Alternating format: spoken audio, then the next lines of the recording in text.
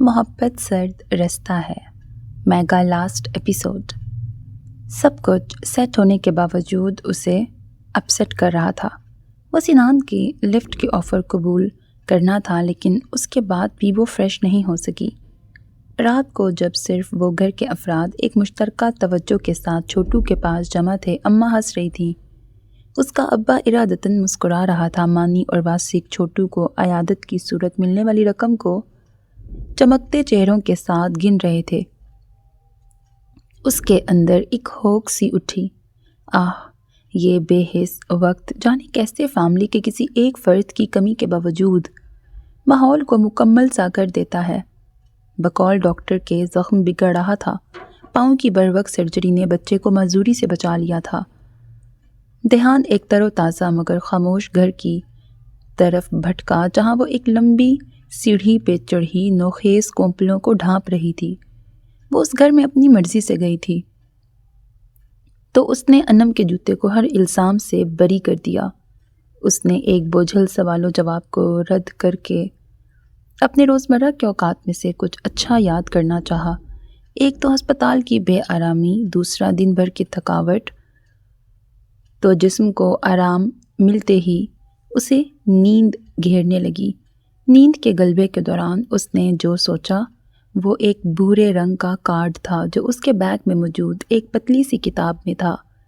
نیند میں اترنے سے پہلے اسے جنرل وارڈ کا وہ سٹنگ ایریا بھی یاد آیا، جہاں بینچ پر پتلی کتاب کی ورق گردانی کرتے ہوئے وہ بیٹھے بیٹھے ہی گہری نیند میں چلی گئی تھی۔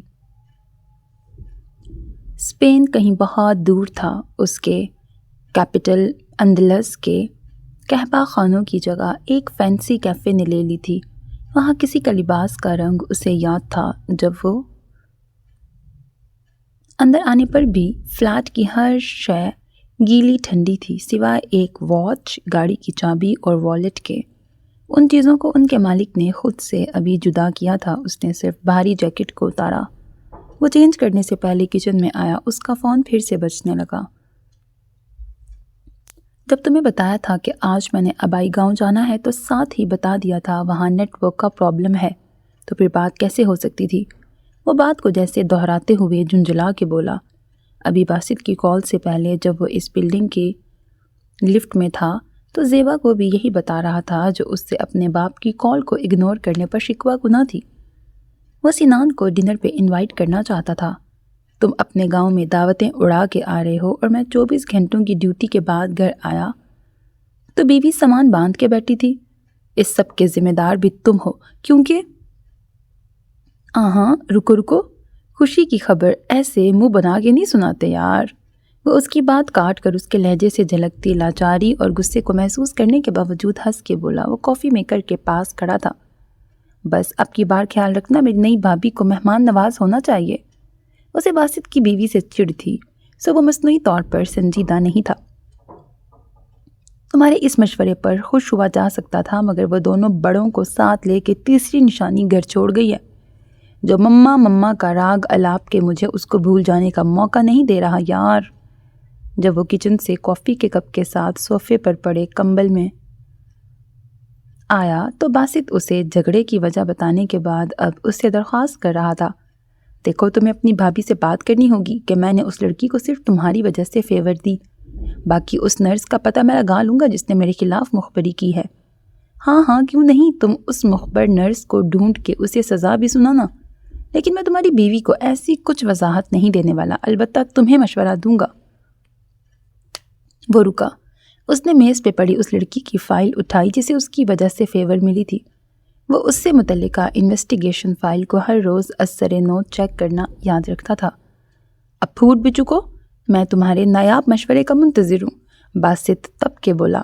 دیکھو اس نالائق بیوی اور 2 ڈھیٹ بچوں سے تمہاری جان چھوٹ گئی ہے، تو اپنے آخری معصوم بچے کے ساتھ ایک نئی زندگی کی ابتدا کرو۔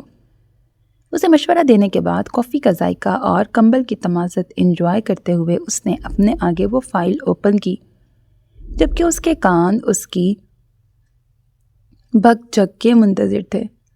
جب دوسری طرف حیرت انگیز طور پہ وہ بھگ جھک کے بجائے ایک سرد ترین آہ بھر کے گویا ہوا۔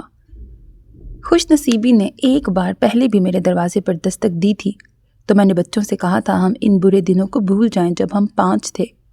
ماشاءاللہ سے ہم 4 رہ گئے ہیں، مگر آزاد تو ہیں۔ ابھی میں اسے جملے کی خوبصورتی کو صحیح طور پر محسوس بھی نہیں کر پایا کہ میرے دشمن بچے چلا اٹھے، ہم 5 ہیں بابا، ہم 6 تو ہو سکتے ہیں مگر 4 نہیں۔ باسط کیا کہہ گیا تھا کہ گرم کافی کا گھونٹ اس کے حلق میں اٹکا۔ اس بات پہ اسے کچھ یاد آیا۔ کل رات جب وہ ہاسپٹل میں جا رہے تھے تو سنان نے اس کے بیمار بھائی کا حال چال پوچھنے کے بعد اچانک اس سے ان بہن بھائیوں کی تعداد پوچھی تھی۔ ہم 5 تھے۔ اسے امر حسنی کا جواب یاد آیا۔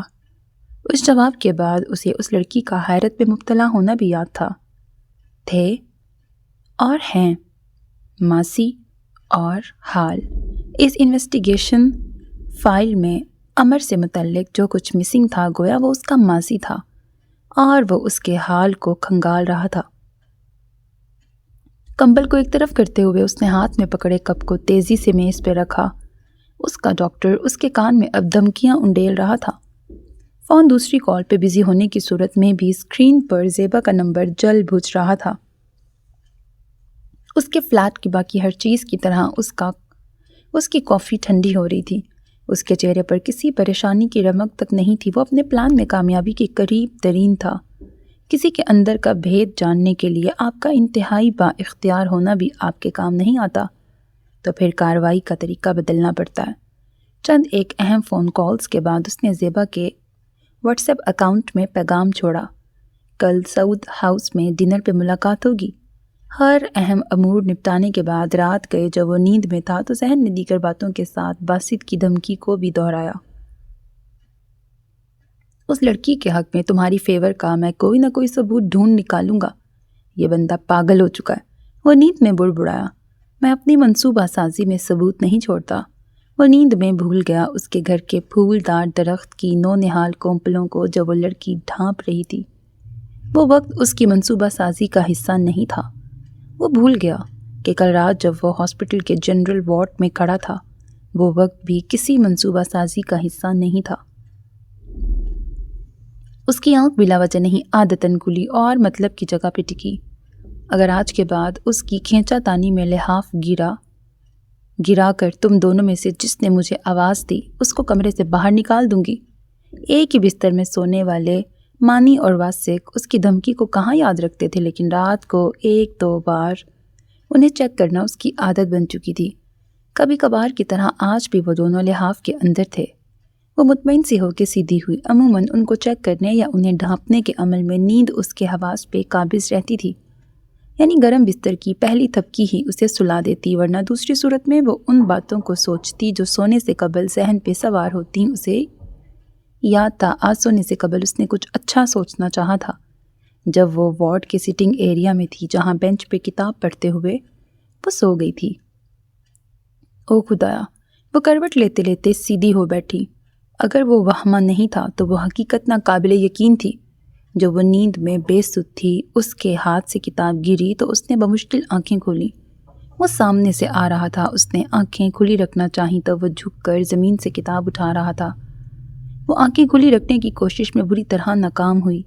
تب وہ کارڈ کتاب میں رکھ رہا تھا۔ تو کیا یہ ممکن تھا کہ چند گھڑیوں کا وہ منظر کسی اور کو سنان ثابت کر رہا ہو؟ جب وہ بیدار ہوئی تو کتاب اس کی گود پہ موجود بیگ پہ پڑی تھی۔ رات کے اس پہر حسنی کے گھر میں کہانی گھڑنے جیسا وقت منتظر تھا کہ وہ لڑکی بستر چھوڑتے ہوئے ننگے پاؤں بیگ کی طرف لپکے گی۔ ہر بار ایسا نہیں ہوتا کہ ایک عام سی لڑکی ہی خوابوں اور کہانیوں کی باتوں میں آئے۔ وہ بیگ کی طرف گئی تھی مگر پہلے اس نے شال اوڑھی، پھر جوتا پہنا، میز پہ ڈھکے پانی کے گلاس سے 2 گھونٹ بھر کے وہ بیگ کو بستر پہ لے آئی، پھر اس کے درمیانی زپ کھول کے اپنی کھانے والی چیز نکالی۔ کتاب کھولنے کی باری کہیں آخر میں آئی تو اس نے بھورے رنگ کا کارڈ نکال کے آنکھوں کے سامنے کیا۔ بریکٹ، وہ بس تمہیں دیکھ رہا ہے اور بے خبر ہے کہ وقت نے اس کی آنکھ میں تمہاری شبیہ بو دی ہے۔ اس نے دوسری بار بھی اس جملے کو ایک عام سی تحریر کی طرح پڑھا۔ دوسری بار پڑھنے پر بھی اس نے تحریر کے صرف پہلے فقرے سے اتفاق کیا۔ وہ اس بات پر یقین نہیں کرنا چاہتی تھی کہ نیم خوابیدگی میں بھی اندلس کے قہوہ خانوں کی جگہ ایک فینسی کیفے نے لی تھی۔ ہر بار ایسا نہیں ہوتا اوس درجے کے محلے میں رہنے والی لڑکی ہی کسی خواہش کی قیدی رہ جائے۔ دوپہر کو 2 بجے کے قریب جب وہ مس می بوتیک میں آیا تو وہ اسے نظر نہیں آئی۔ وہ اسے چاروں اطراف نگاہ دوڑانے پر بھی نظر نہیں آئی، البتہ وہ جن سٹاف گرلز کو نظر آ رہا تھا ان کے ہونٹوں پہ ایک معنی خیز مسکراہٹ تھی۔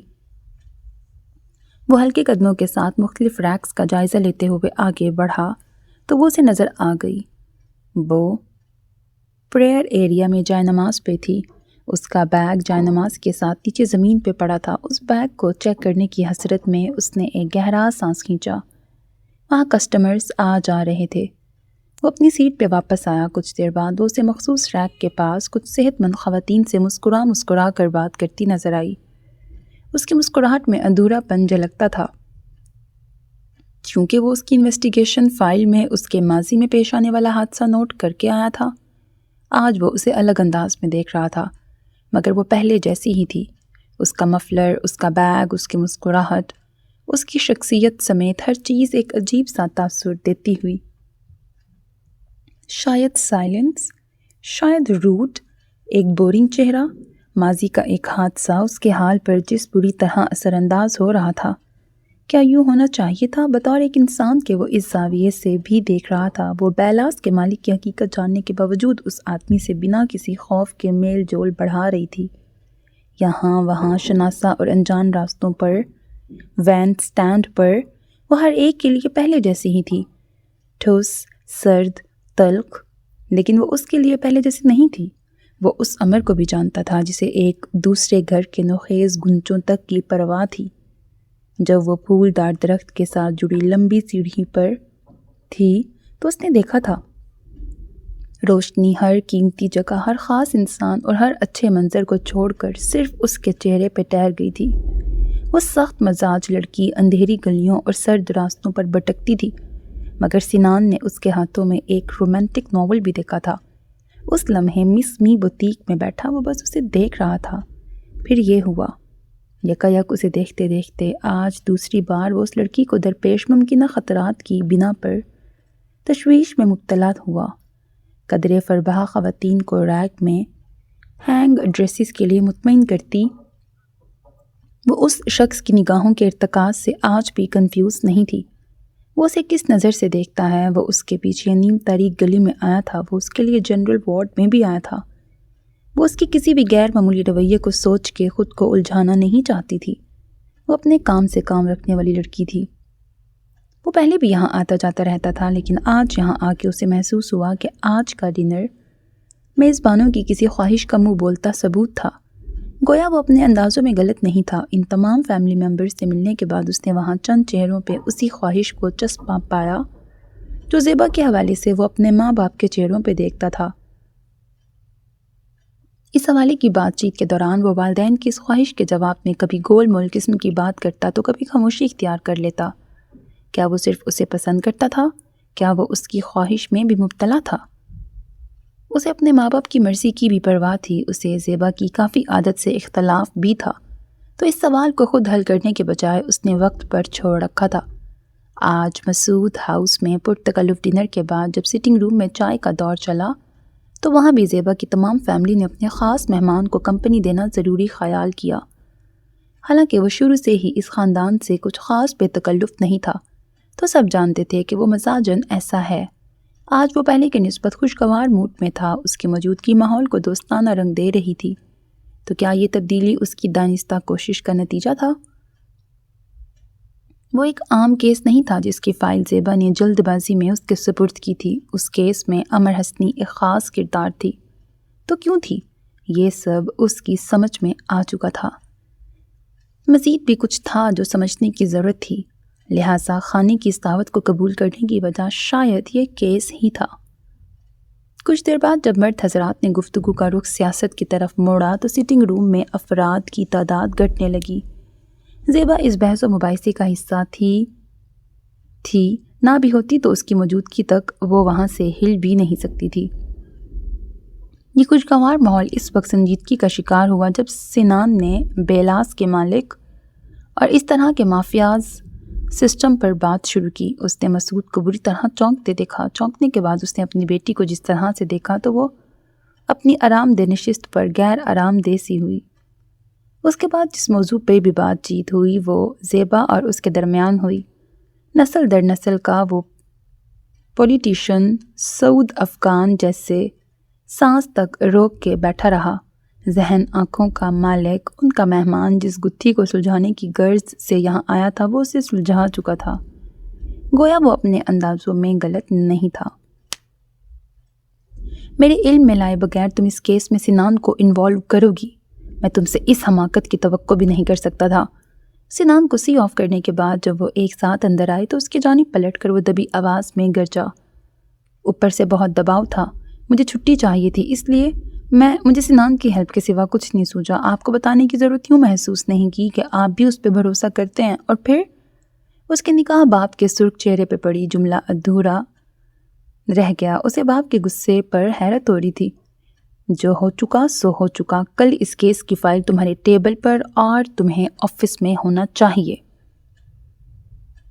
سعود کی برہم آواز کمرے میں گونجی، میں ایسے کیسز قطعاً نہیں چھوڑتی، بالآخر اسے میں ہی ہینڈل کروں گی، بس شادی میں کچھ دن ہی تو رہ گئے ہیں، تب تک۔ جملہ مکمل کرنے کے لیے الفاظ گم سے گئے، وہ سچ مچ پریشان ہو چکی تھی۔ تم شادی کی وجہ سے پہلے ہی بہت بڑی بے وقوفی کر چکی ہو زیبا۔ وہ کچھ دھیما پڑا۔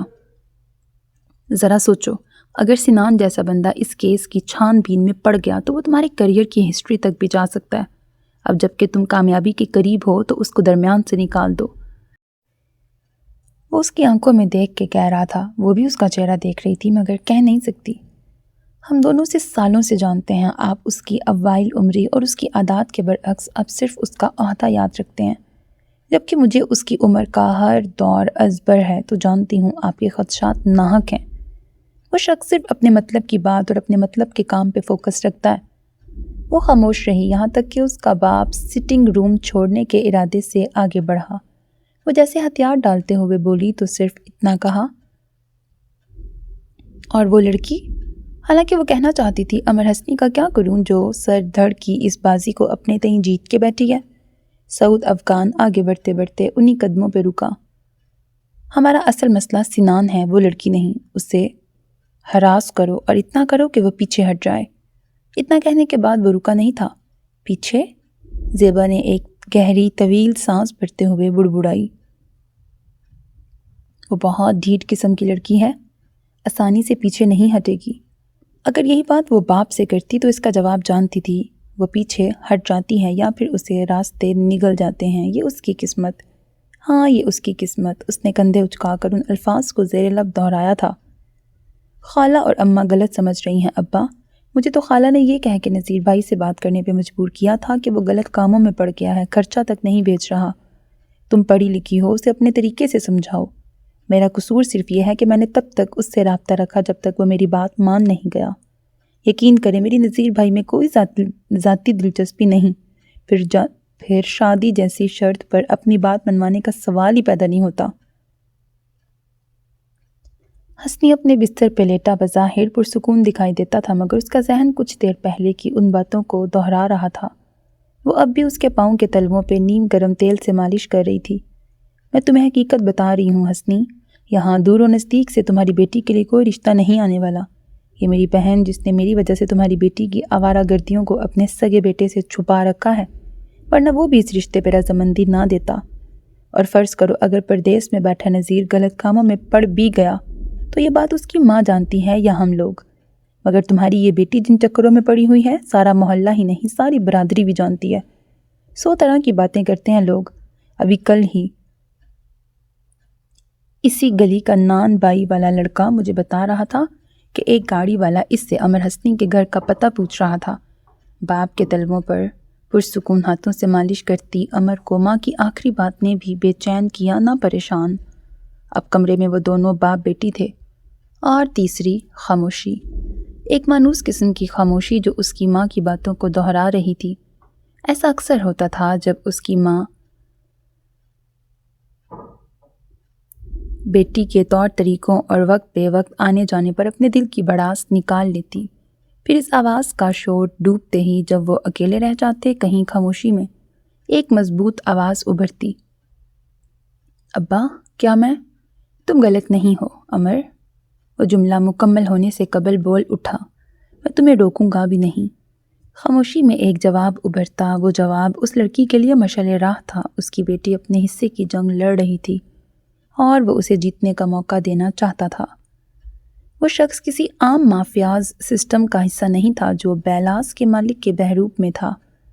وہ کہاں تک پہنچ رکھتا تھا اس حقیقت کو سعود افغان بھی جانتا تھا۔ جس طرح اس کے خلاف کارروائی کی بات چیت پر ہی وہ ساکت رہ گیا تھا، وہ اب بیٹی کو اس کے مقابل آنے دیتا، یہ ممکن ہی نہیں تھا۔ وہ بخوبی جانتا تھا کہ اس کے آنے کے بعد جب مسعود افغان کا سکتہ ٹوٹا ہوگا اور اس نے کھل کے سانس لی ہوگی تو اس نے بیٹی سے کیا کہا ہوگا۔ باپ کے آرڈر کے بعد اس کیس سے متعلقہ فائل میں ہی نہیں عملاً بھی بہت سی تبدیلیاں لا سکتی تھی، اور اپنے اندازوں کے درست ہونے کا وہ یقین رکھتا تھا۔ اگلے دن وہی ہوا جو اس نے سوچا تھا۔ مس می بوتیک میں اپنی سیٹ پہ ٹانگ جمائے گرم کافی سے لطف اندوز ہوتے ہوئے ادھر ادھر گھومتی اس کی نگاہ ایک چہرے کو ڈھونڈ رہی تھی۔ آج وہ اپنی مخصوص جگہ پہ نہیں تھی۔ ابھی اس کی کافی ختم بھی نہیں ہوئی تھی جب اس نے زیبا کی کال ریسیو کی۔ میں پولیس اسٹیشن سے اے ایس پی زیبا بات کر رہی ہوں۔ میری چھٹی کینسل ہو چکی ہے، لہٰذا جو ڈیوٹی تمہارے ذمہ تھی آج سے اسے بھی کینسل سمجھو۔ یہ باتیں کرتے ہوئے اس کی آواز حشاش بشاش تھی، حالانکہ اسے پریشان ہونا چاہیے تھا۔ اس کی بہن کی شادی سر پہ کھڑی تھی۔ تم نے شادی کی وجہ سے چھٹیاں لی تھیں، اب بیچ میں چند دن رہ گئے ہیں، تمہیں اس سلسلے میں اپنے پاپا سے فیور لینی چاہیے۔ اس نے اس موضوع کو جان بوجھ کے چھیڑا۔ اب اس کی ضرورت نہیں، میری تمام تیاریاں مکمل ہو چکی ہیں۔ شادی کے مین فنکشن رات کے ہیں، اب سب مینج کیا جا سکتا ہے۔ وہ اس کی توقع کے مطابق بات پرسکون انداز میں جاری رکھے ہوئے تھی۔ بات کو گھما پھرا کے کرنا ایک فن ہے، مگر جھوٹ بولنا کوئی فن نہیں۔ وہ صرف جھوٹ ہوتا ہے اور اسے پسند کرتا ہے۔ آج کل وہ جس طرح اس پہ عیاں ہو رہی تھی، وہ صرف جھوٹ ہوتا ہے۔ وہ اسے پسند کرتا تھا۔ آج کل وہ جس طرح اس پہ عیاں ہو رہی تھی، وہ اس کی طرف سے ایک تعصب کا شکار تھا، اور یہ غلط تھا۔ اور اسے ایس پی کی کرسی پہ بیٹھ کر وہ جو کچھ کر رہی تھی یا اس سے کروایا جا رہا تھا، یہاں ہر عہدیدار اسی اندھیر نگری کا حصہ بننے پہ مجبور تھا۔ ہر طاقتور دوسرے طاقتور کی ڈھال تھا۔ تعصب کی بات تو یہ تھی، میدان میں اترنے والے بہادر لوگوں کو کمزور سمجھا جاتا تھا۔ جنہیں راستے نگل بھی لیتے تو کیا فرق پڑتا تھا۔ تم سے ایک ضروری بات کرنی تھی، کام پر ہو یا فری ہو؟ باسط نے کال کے پک ہوتے ہی پوچھا۔ نوکری سے فارغ کر دیا گیا ہوں، مگر ابھی تک کام کی جگہ پہ ہوں، کیونکہ ابھی میرے ماتحت عملے کو اس خبر سے آگاہ نہیں کیا گیا۔ جب نوکری سے فارغ ہو چکے ہو تو وہاں کیا کر رہے ہو؟ اس کا مختصر سوال معنی خیزیت سے بھرپور تھا، جسے سمجھنے کے باوجود سنان نے ضبط کا مظاہرہ کیا۔ میں یہاں سامنے ایک عمارت کے مختصر شیڈ پر مل جل کے بیٹھے پرندوں کو دیکھ رہا ہوں۔ یہ بھی سچ تھا، وہ اپنی سیٹ کو فکس نہیں رکھ پا رہا تھا۔ اس نے کرسی کا رخ شیشے کی دیوار کی جانب موڑ رکھا تھا۔ اب وہ باقی پرندوں سے نگاہ ہٹا کے شیڈ کے بالکل کنارے پہ بیٹھی اکیلی چڑیا کا ایٹیٹیوڈ انجوائے کر رہا تھا۔ ایک کے بعد ایک پرندہ چونچ میں دانہ بھر کر اس کے پاس آتا، وہ پر سمیٹ کے رخ بدل لیتی۔ وہ اس سچ کو دبا گیا۔ جب اس کی کرسی سامنے رکتی تو اس کی نگاہ بٹک بٹک کے اس جگہ جا رہی تھی جہاں آج امر حسنی کی جگہ پر ایک صحت مند لڑکی لارج سائز ڈریسز چیک کرتی کسٹمرز کو مسکرا مسکرا کے گائیڈ کر رہی تھی۔ یہ لڑکیاں ایکسرسائز اور واک کیوں نہیں کرتی؟ وہ اس کا انتظار کر رہا تھا۔ وہ اس سے بات کرنا چاہتا تھا اس خبر کے بعد کہ اب وہ اس کا پارٹنر نہیں رہا۔ شاید وہ اس سے ملنے پر رضامند نہ ہوتی۔ تم ایک ہائی فائی محکمے کے ذمہ دار آفیسر ہو۔ ایک دوسرے محکمے کی آفیسر نے تم سے چند دن مدد طلب کی تھی، وہ ڈیل اب کینسل ہو چکی ہے۔ اصولاً تمہیں اس پولیس آفیسر کے معاملات سے دور رہنا چاہیے، مگر تم ایسا نہیں کرو گے۔ بات کے اختتام پر اس کا لہجہ پھر سے متبسم ہوا۔ اس موضوع پہ بعد میں بات کریں گے، ابھی چھوڑو۔ لیکن باسط نے اس بات کو نہیں چھوڑا۔ تم جس کے انتظار میں وہاں بیٹھے ہو وہ چند گھنٹے قبل ہاسپٹل آئی تھی۔ وہ اس کی غضب کی قیاس آرائی پر یوں معتجب ہوا کہ چند لمحوں کو گنگ سا رہ گیا۔ لیکن سچ اکثر کڑوا لگتا ہے۔ اسے بھی ہسپتال کی خبریں یہاں وہاں نشر کرتے ڈاکٹر پر تب چڑھی۔ وہ باسط کے مزاج کو جانتا تھا، جب کوئی اس کی بات سے چڑھتا تو وہ اگلے بندے کو زچ کرنے کی اخیر کر دیتا تھا۔ اس کے بھائی کا زخم کیسا ہے اب؟ اس نے جھنجھلاہٹ پہ قابو پاتے ہوئے آرام سے بات کی۔ اس کا بھائی ساتھ نہیں تھا، وہ اکیلی آئی تھی۔ وہ ابھی بھی شیشے کی دیوار کے اس طرف دیکھ رہا تھا۔ عمارت کے شیڈ پہ بیٹھا ہر پرندہ اس کی پرواہ کر رہا تھا، مگر وہ کسی کو لفٹ کروانے کے موڈ میں نہیں تھا۔ جب اس نے ڈاکٹر باسط سے امر حسنی کی طبیعت کے متعلق پوچھا تو اس کے لہجے کے آرام و سکون میں شاید رتی برابر جھول تھا۔ اس کی طبیعت ٹھیک تھی۔ دراصل میری بیوی نے اس سے ٹیلی فونک رابطہ کیا تھا۔ وہ اسی سلسلے میں مجھ سے بات کرنے آئی تھی۔ اس نے اتنی بڑی بات کو اس انداز میں بیان کیا کہ اس کے لہجے کے آرام و سکون میں رتی برابر بھی جھول نہیں تھا، جبکہ اس کو سننے والا ساکت و صامت تھا۔ اس کی بیوی اس حد تک بھی چاہ سکتی ہے؟ باسط اپنی بات اور اس کی خاموشی کے پیش نظر اس کی سوچ پڑھ سکتا تھا۔ میں مانتا میری بیوی نے اچھا نہیں کیا، لیکن صرف اس کو قصوروار ٹھہرانا غلط ہوگا۔ میں نے تم سے کہا تھا کہ پیشنٹ کی کنڈیشن ایسی نہیں ہے کہ میں اسے 10-12 گھنٹوں سے زیادہ ایڈمٹ رکھ سکوں۔ ڈاکٹر کی ایسی حرکت سٹاف کو مشکوک کر سکتی ہے، جب بچے کے ساتھ ایک سمارٹ اور سٹائلش سی کیئر ٹیکر بھی ہو۔ اور دیکھ لو ایسا ہی ہوا۔ وہ بیوی کے حق میں صفائی پیش کرنے کے بعد حق تک بیٹھے سنان کو اب جلد اپارٹمنٹ پہنچنے کی تلقین کر رہا تھا، جس کی نگاہ ابھی بھی ویسی جمی تھی۔ اس کے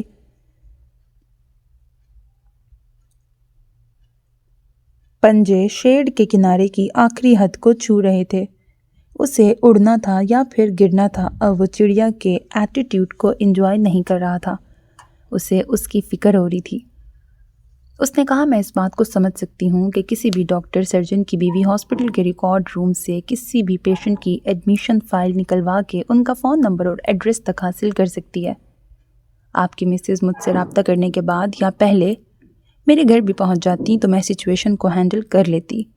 سوال یہ ہے کہ بات اس نہج پہ گئی کیوں؟ اس کے سوال کے بعد میں اس سے یہ بھی کہہ سکتا تھا کہ میری بیوی کو کوئی غلط فہمی ہوئی ہے۔ اب چونکہ شائستگی سے بات کرنے والی وہ لڑکی پورے 3000 فیس دے کے مجھ سے صرف ایک سوال کا جواب چاہتی تھی، تو مجھے اس کو صاف صاف بتانا پڑا۔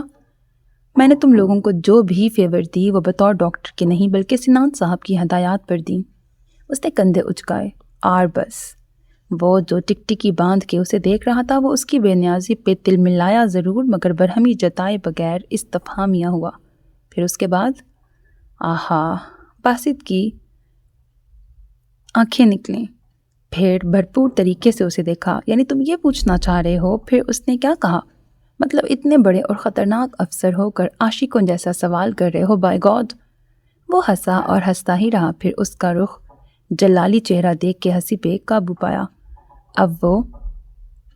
پھر اس کا سرخ جلالی چہرہ دیکھ کے ہنسی پہ قابو پایا۔ اب وہ کہہ رہا تھا، یار میں اس بات کو خواہ افسانہ نہیں بنا سکتا، جبکہ یہ سوال امر حسنی کا ہے اور مسٹر سنان کے لیے ہے، جو آج یا کل اس سے پوچھا جائے گا کہ بات مجھ کو فیور دینے کی نہج پہ آئی کیوں۔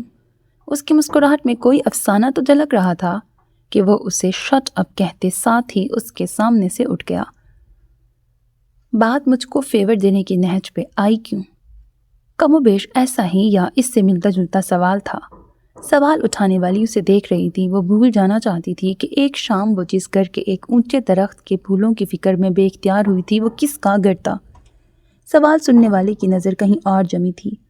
وہ اس وقت اس کے اپارٹمنٹ میں تھی۔ ان دونوں کی نشستوں کے درمیانی ٹیبل پر ایک سفید لفافہ پڑا تھا جس میں اچھی خاصی رقم ہو سکتی تھی۔ ہم ایک ساتھ کام کرتے تھے تو کیا ہم ایک دوسرے کو فیور نہیں دے سکتے تھے؟ وہ اس سے کہنا چاہتا تھا۔ اس نے میز پہ پڑے سفید لفافے سے نگاہ اٹھائی، پھر اسے دیکھا بھی۔ وہ یہ بھی کہنا چاہتا تھا کہ ہاسپٹلز میں اس طرح کی سفارشات چلتی رہتی ہیں، اس لیے تم یہ لفافہ واپس اٹھا لو۔ آج اس نے آسان قسم کا سبز رنگ پہنا ہوا تھا۔ اس کی شال سیاہ تھی۔ آخر اس سے کیا مشکل پیش تھی جسے وہ سمجھ نہیں پا رہا تھا؟ اس خاموش ماحول میں جو چیز سائلنس نہیں تھی اس وقت، وہ اس لڑکی کا ایٹیٹیوڈ تھا۔ کوئی بات تو تھی جو وہ کرنا چاہتا تھا، مگر ذہن لمحوں میں سکپ کر دیتا تھا۔ اس نے گہرا سانس بھرا۔ فی الوقت تمہارے اس سوال کا جواب میرے ذہن میں نہیں آ رہا۔ بالآخر وہ اس کے چہرے پہ چسپاں بیگانگی کو دیکھتے ہوئے آہستگی سے جواب دے ہوا۔ اس کا جواب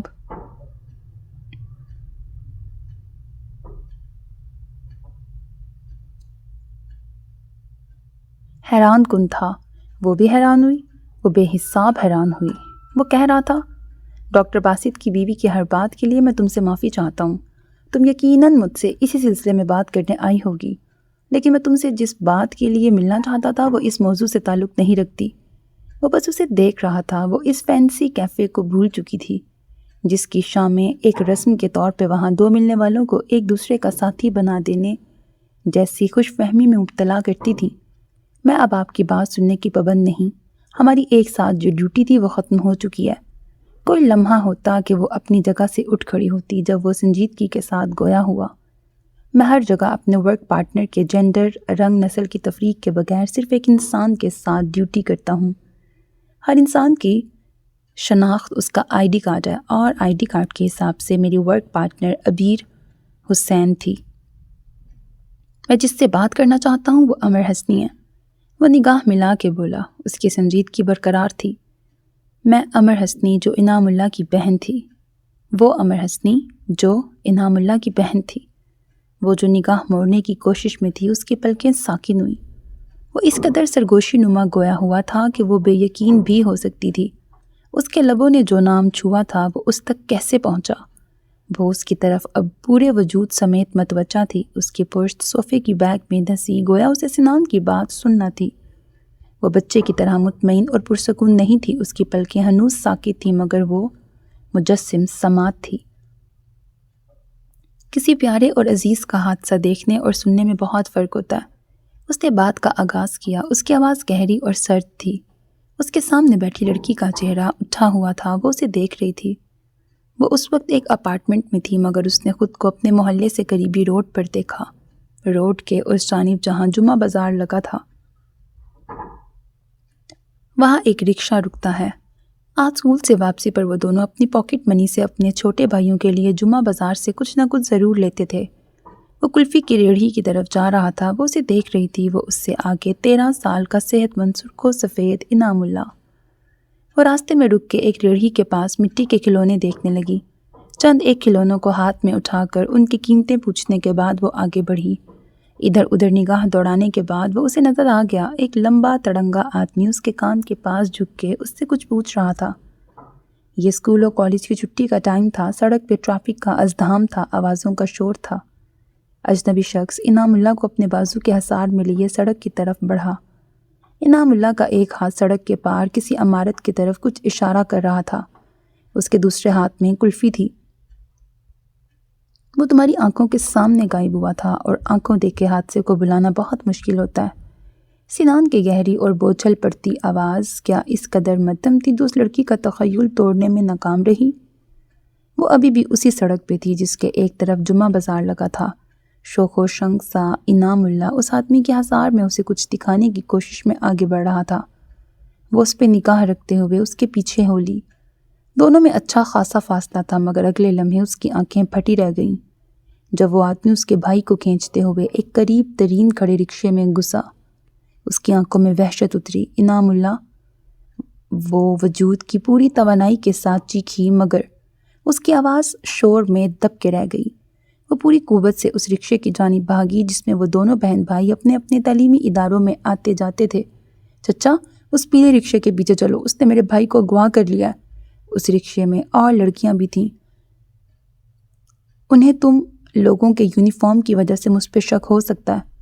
ان سب کو وہیں اتار کر انہیں گھر پہنچنے کی تلقین کرتا وہ رکشے کو آندھی طوفان کی طرح بگا لے گیا۔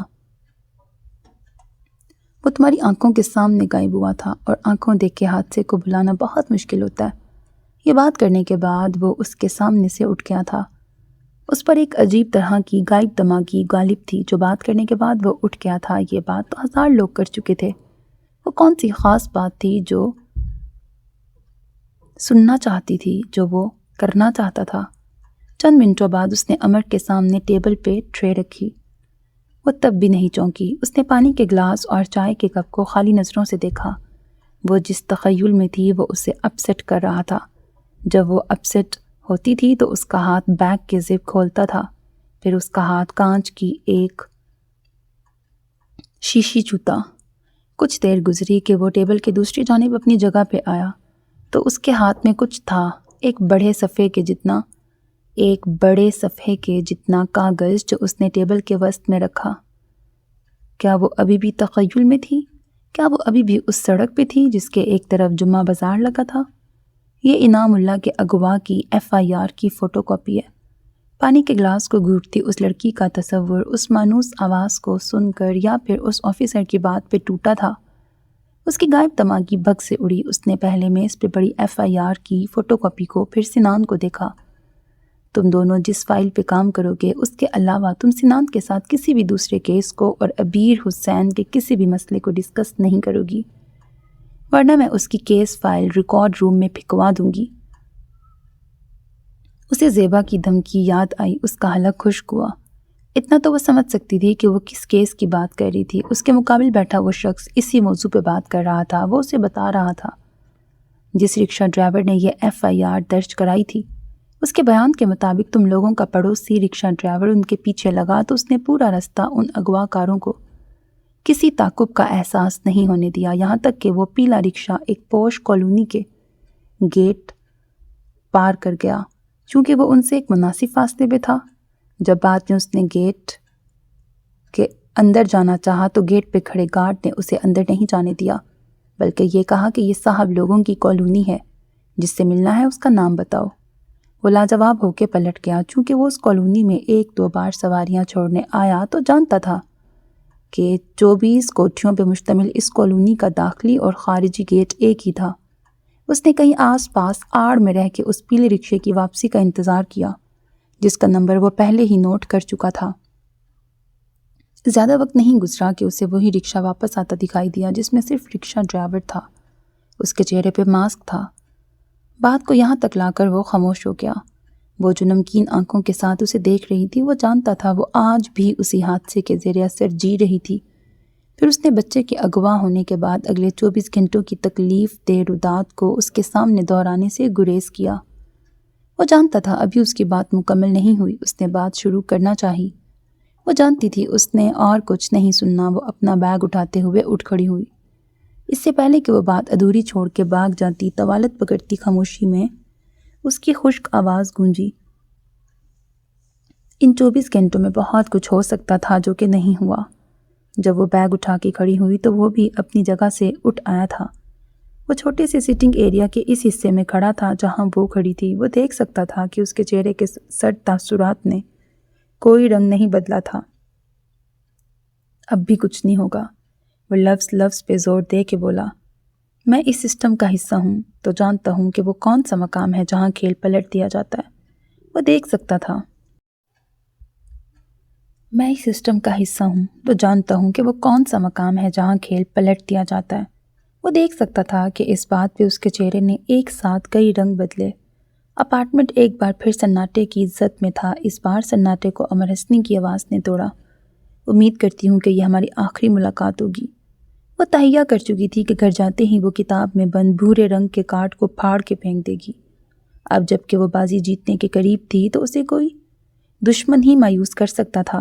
اس نے اس آفیسر کے چہرے سے نگاہ ہٹائی کیونکہ وہ آنکھیں دشمنوں جیسی نہیں تھیں اور وہ لڑکی دوست مزاج نہیں تھی جو اس کے پاس سے گزر کے دروازہ پار کر گئی۔ اللہ اور لا الہ، مسلم گھرانے میں آنکھ کھولنے والا ہر بچہ اللہ اور اس کے واحد ہونے کی تصدیق کے ساتھ زبان کھولتا ہے۔ یہ وہ تصدیق ہے جو ماں باپ اور گھر کے باقی افراد کے ذریعے اس کی سماعتوں میں ثبت کی جاتی ہے۔ اس کے علاوہ بچہ گھر میں پڑی جس شے اور کانوں میں پڑنے والے جس انسانی نام کو اپنے طور پر پہلی بار زبان پہ لاتا ہے، وہ اس کی اپنی اٹریکشن اور اپنی مرضی پہ منحصر ہوتا ہے۔ انعام اللہ نے بھی زبان پہ آنے والے پہلے انسانی نام عبیر حسین کو ہر بچے کی طرح بگاڑ کر جس آسان انداز میں ادا کیا وہ امر حسنی تھا۔ پھر اس کا اصل نام اس کی تعلیمی اسناد اور اس کے ID کارڈ تک محدود رہ گیا۔ جیسے انعام اللہ کے بعد اس کا وجود بس سانس لینے کی حد تک رہ گیا۔ درد صرف دل کی حد تک رہتا تو وہ برداشت کر لیتی، مگر یہ درد اس کے جسم کی چھوٹی سے چھوٹی ہڈی اور باریک سے باریک رگ میں بیٹھ گیا تھا۔ اس تکلیف کے مداوے کے لیے جس نے گھر سے باہر دنیا کی بھیڑ میں قدم رکھا، وہ عبیر حسین نہیں تھی، وہ امر حسنی تھی۔ انعام اللہ کی امر حسنی، یہ اس کی جذباتی بے سر و سامانی کے دن تھے۔ پہلے وہ اپنے اور اپنے باپ کے بارسوخ تعلقات ڈھونڈتی، پھر ان کی سفارشات کے ساتھ پولیس اسٹیشن پہنچ جاتی۔ اس سے یہ ہوا کہ مہینے ڈیڑھ تک اس کی رسائی اس پولیس آفیسر تک ہو گئی جو ایسے طبقے کے افراد کے کیسز کو حل کرنے کا عزم رکھتی تھی۔ A S P Zeba victim کے واقعات سے زیادہ اس کے جذبات کو اہمیت دیتی تھی۔ یہ امر حسنی کے ذہنی ابتری کے دن تھے۔ اسے صبر آتا ہی نہیں تھا۔ اسے اپنے بھائی کے مجرموں کو ڈھونڈ کے انہیں سزا دلوانی تھی۔ اس کی قسمت اچھی تھی کہ اسے ایک پولیس آفیسر کی سپورٹ بر وقت مل گئی تھی۔ وہ انعام اللہ کا بدلہ لینے کے لیے کچھ بھی کر سکتی تھی، اور زیبا نے اپنی خفیہ اور اعلانیہ سپورٹ سے پہلے اسے دو راستے دکھائے تھے۔ اگر جینا چاہتی ہو تو بھائی کی موت پہ صبر کر کے اس حادثے سے ملنے والی تکلیف کو مار کے دفنا دو، اور دوبارہ کسی پولیس اسٹیشن کا رخ مت کرنا۔ اگر حادثے کی پیروی کو خود پہ فرض کر چکی ہو تو پھر خود کو مردہ سمجھنے کی کوشش کو کامیابی ملنے تک جاری رکھنا۔ امر حسنی بدلہ لینے کے لیے ہر قسم کی مشکلات سہ سکتی تھی۔ جب زیبا کو یقین ہو گیا تو پھر اسے ایک قانونی ادارے میں اس حد تک ٹرینڈ بھی کیا گیا کہ کسی مشکل میں پڑنے کے بعد وہ اپنی جان بچا سکتی تھی۔ اسے ہلکی بلکی فائٹنگ بھی سکھائی گئی، اسے گولی چلانا بھی سکھایا گیا۔ ٹریننگ لینے کے بعد اس کے دن کا بیشتر حصہ 24 گھروں پہ مشتمل اس کالونی میں گزرنے لگا۔ یہ قانونی سپورٹ ہی تھی کہ اس نے بے دھڑک ہو کے ان 24 دروازوں کو کھٹکھٹا کے خیرات بھی مانگی۔ وہ کام والیوں کا حلیہ اپنا کر کئی گھروں میں کام پر بھی لگی رہی۔ اس نے وہاں کوڑا اٹھانے والوں کے ساتھ بھی کام کیا۔ اس نے کئی بھیس بدلے اور ہر وہ کام کیا جو وہ ان گھروں میں گھسنے کے بہانے کر سکتی تھی۔ بالآخر سال ڈیڑھ سال تک اس نے وہاں ایک گھر میں وہ شواہد ڈھونڈ لیے۔ وہ ایک چھوٹی سی فیکٹری کا مالک تھا جو بچوں کے اغوا کا نیٹ ورک چلاتا تھا۔ وہ اسی فیکٹری کے مالک کے ذریعے بیلاس بوتیک کے مالک تک پہنچ چکے تھے، در حقیقت جو اس مافیا کو کنٹرول کرتا تھا۔ وہ دروازہ زور سے بند کر کے نکلی تھی۔ اس نے گہرا سانس کھینچا۔ نادان لڑکی، وہ افسوس کے ساتھ سر ہلاتا ہوا واپس پلٹا تو نگاہ میز کی طرف گئی، پھر میز پہ پڑے سفید لفافے سے ہوتی ہوئی ٹرے میں موجود چائے کے کپ اور پانی کے گلاس پہ ٹکی۔ اس تمام منظر میں کچھ تھا جو بولتا ہوا محسوس ہو رہا تھا۔ تو کیا اس لیے ابھی جو اس سے آخری ملاقات کر کے گئی تھی آج اس کا ایٹیٹیوڈ خاموش نہیں تھا؟ وہ اپنے ایٹیٹیوڈ کا تھوڑا سا حصہ سفید لفافے کے ساتھ رکھ گئی تھی۔ وہ اسی نیلے صوفے پہ بیٹھا جہاں سے کچھ دیر پہلے وہ اٹھ کر گئی تھی۔ اس لفافے میں ہزاروں تھے یا چند ہزار، وہ سنان کو اسے واپس کرنا تھا، مگر کیسے؟ یہ سوال مشکل تھا۔ اس نے پانی کا گلاس اٹھایا، پھر ٹرے کے ساتھ ٹیبل پہ گری کسی چیز کو دیکھا۔ وہ کیا تھا؟ جب وہ کچن میں چائے بنانے گیا تھا وہاں اس نے زیبا کی کال اٹینڈ کی تھی جو اس سے مہندی کا فنکشن اٹینڈ کرنے کا پوچھ رہی تھی۔ وہ اس سے معذرت کرتا ہوا چائے پانی کی ٹرے کے ساتھ واپس اسی جگہ پہ آیا تھا۔ یقیناً یہ چیز امر کے ہاتھ سے گری تھی۔ وہ ایک دم سے چونکا۔ یقیناً یہ وہی چیز تھی جس کو کھانے کے بعد وہ پرسکون ہو جاتی تھی۔ اس نے ذرات نما صفوف کو احتیاط سے اٹھا کے پہلے سونگھا، پھر اسے زبان کی نوک سے چھوا۔ اسے چکھنے کے بعد وہ گہرے سناٹے میں اترا۔ یہ امر حسنی کیا چیز تھی آخر؟ وہ یہاں سے ریزائن کر چکا تھا، اس کا حساب کتاب بھی کلیئر ہو چکا تھا، پھر آج وہ دوبارہ وہاں کیوں آیا تھا؟ اسے آتا دیکھ کر اسٹاف ہیڈ کے ماتھے پہ بل پڑے۔ آوارہ اور ناکام نوجوان۔ اس لڑکی کے چہرے پر ان خیالات کو پڑھنے کے باوجود اس نے رسمی طور پر دعا سلام کی، پھر چاروں جانب نگاہ دوڑاتے ہوئے نہایت شائستگی سے بولا، دراصل مجھے امر حسنی سے ایک کام تھا۔ اس وضاحت کے ساتھ اس نے جیکٹ کی جیبوں میں ہاتھ ٹھوستے ہوئے سامنے اس طرف دیکھا جہاں وہ ڈیوٹی کرتی تھی۔ وہ آج بھی وہاں نہیں تھی۔ ایک تو اس لڑکی کی وجہ سے اس کی پوزیشن یہاں مشکوک تھی، پھر آتے کے ساتھ ہی یہ اعتراف کہ وہ اس سے ملنے آیا ہے، سو وہ توبہ توبہ کے انداز میں بڑبڑاتی پھر ناگواری سے بولی، وہ بھی یہاں سے ریزائن کر گئی ہے۔ گرم جیبوں میں ٹھسے اس کے ٹھنڈے ہاتھ ایک دم سے پرسکون ہوئے۔ اسے اطلاع ملی تھی رات کو اسے وین نے جب محلے کے سٹاپ پر اتارا تو پہلی گلی میں کھڑے 2-3 آدمیوں نے اسے اس کیس کی مزید پیروی سے دور رہنے کو کہا تھا، ورنہ اس کے برے نتائج کے لیے انہوں نے اسے خاصا ڈرایا دھمکایا تھا۔ اس ضدی لڑکی نے اگر سنان کی باتوں پر نہیں تو شاید ان کی دھمکیوں پہ غور و فکر کرنے کے بعد معاملے کی سنگینی کو سمجھ لیا ہو، اور اسی وجہ سے ریزائن کر دیا ہو۔ رات بھر سے اس کے کشیدہ اعصاب جیسے ایک بوجھ سے آزاد ہوئے۔ ہاں مگر سننے میں آیا ہے کہ اس نے بیلاس بوتیک جوائن کر لیا۔ اسٹاف ہیڈ کی آواز نے واپسی کے لیے مڑتے اس کے قدموں کو ساکن کیا۔ اسے ڈرانے دمکانے کے پیچھے جن کا ہاتھ تھا وہ اچھی طرح جانتا تھا۔ اے ایس پی زیبا کی ہینڈ اوور فائل میں بچوں کے اغوا کا نیٹ ورک چلانے والے مافیاز کے خلاف اس آپریشن کو عملی طور پر وائنڈ اپ کر دیا گیا تھا۔ وہ اس چال سے بھی آگاہ تھا۔ اس سب کے باوجود وہ بیلاس بوتیک جوائن کر چکی تھی۔ کیا وہ سوچ سکتا تھا کہ یہ خبر اس پر اس برے طریقے سے اثر انداز ہوگی؟ اس لڑکی کی بے خوفی اس کے احساسات میں رینگتی، وہ آنکھوں میں تیرتی الجھن کے ساتھ آگے بڑھا۔ اس نے بے چین قدموں کے ساتھ ڈور سلائیڈ کیا۔ اب مس می بوتیک اس کے عقب میں رہ گئی۔ وہ بیچ کی اسٹریٹ میں کھڑا شیشے کی دیوار کی دوسری طرف دیکھ رہا تھا۔ آخر وہ وہاں کتنی دیر کھڑا رہتا؟ وہ اسٹریٹ چھوڑ کے نیچے شاپنگ مال کی سیڑھیوں پر آیا۔ آج دھوپ نکلی ہوئی تھی مگر ہوا اس قدر سرد تھی کہ ہڈیوں میں گھس رہی تھی۔ جانے کتنا وقت گزرا کہ وہ اسے آتی دکھائی تھی جس نے کہا تھا کہ وجہ ہر خوف ختم کر دیتی ہے۔ کیا یہ سچ تھا کہ اس نیڈر لڑکی نے باہر اسٹریٹ میں آ کر اسے دیکھا تھا؟ ایسا بالکل بھی نہیں تھا، لیکن وہ یہ نہیں جانتی تھی کہ وہ ابھی تک باہر کھڑا ہوگا۔ اسے اس کی ہر نئی حرکت پہ حیرت بھی ہوتی تھی اور غصہ بھی آتا تھا۔ اس کے متعلق اسے یقین دلایا گیا تھا کہ وہ اپنے کام سے کام رکھتا ہے۔ وہ اپنے کام سے کام رکھتا تو آج صبح حسنی جنرل سٹور پہ ایک سفید لفافہ واپس کرنے کبھی نہ جاتا۔ اس کے باپ نے اسے فون پہ بتایا تھا کہ کوئی شخص تم سے لیا ہوا قرض واپس کرنے آیا تھا۔ وہ شاپنگ مال کی پہلی سیڑھی پہ تھی۔ گھنٹہ ڈیڑھ سے سرد ہوا میں کھڑے اس شخص نے دیکھا ایک نوجوان اس کے قریب آ کر رکا۔ اس کی بات کو سننے کے بعد سر کو دائیں بائیں نفی میں ہلاتے ہوئے اس نے دوسری سیڑھی پہ قدم رکھا۔ وہ اس لڑکے سے بات کرنے کے موڈ میں نہیں تھی۔ وہ ان چند سیڑھیوں کو پھلانگتی ہوئی تیز قدموں کے ساتھ آگے بڑھی۔ وہ محسوس کر سکتی تھی کہ اس اعلیٰ افسر نے بھی سیڑھیاں چھوڑ دی تھیں۔ اس کا کہنا تھا کہ وہ رقم اس نے اپنی جیب سے ادا نہیں کی تھی۔ وہ اس رقم کو واپس بھی کر چکا تھا۔ پھر آج یہاں کیا کرنے آیا تھا؟ وہ سڑک پر آگے پیچھے تھے مگر ان دونوں کے درمیان اتنا فاصلہ تھا کہ ان کے بیچ ایک گاڑی نے بریک لگائے۔ رکو، اس ڈرائیونگ سیٹ پہ بیٹھی لڑکی نے اسے آواز دی۔ چاہو تو میں تمہیں مین روڈ تک ڈراپ کر سکتی ہوں۔ بہت شکریہ، مجھے راستے میں کچھ کام ہے۔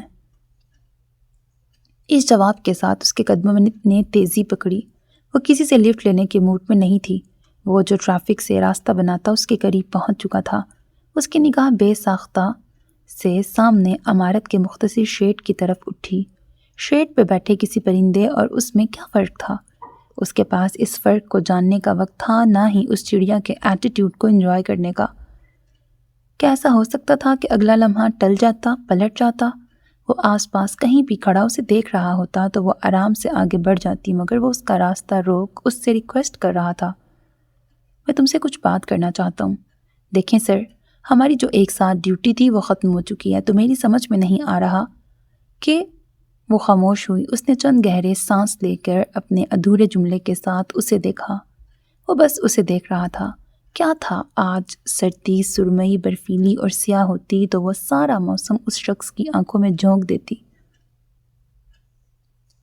اس نے ہونٹوں پہ جمی خشکی کو زبان پھیر کے ترک کیا۔ اس کی سمجھ میں تو یہ بھی نہیں آ رہا تھا کہ وہ روز ایک بورے کارڈ کو پھاڑ کے پھینکنا کیوں بھول جاتی ہے۔ سو وہ ادھورے سے جملے سمیت رخ موڑ کر اپنے راستے پر چل دی۔ میری بات کو سمجھنے کی کوشش کرو۔ ابھی تمہیں ہراس کیا جا رہا ہے۔ جب تم پیچھے نہیں ہوتی تو تمہارے ساتھ اس سے بھی برا ہو سکتا ہے۔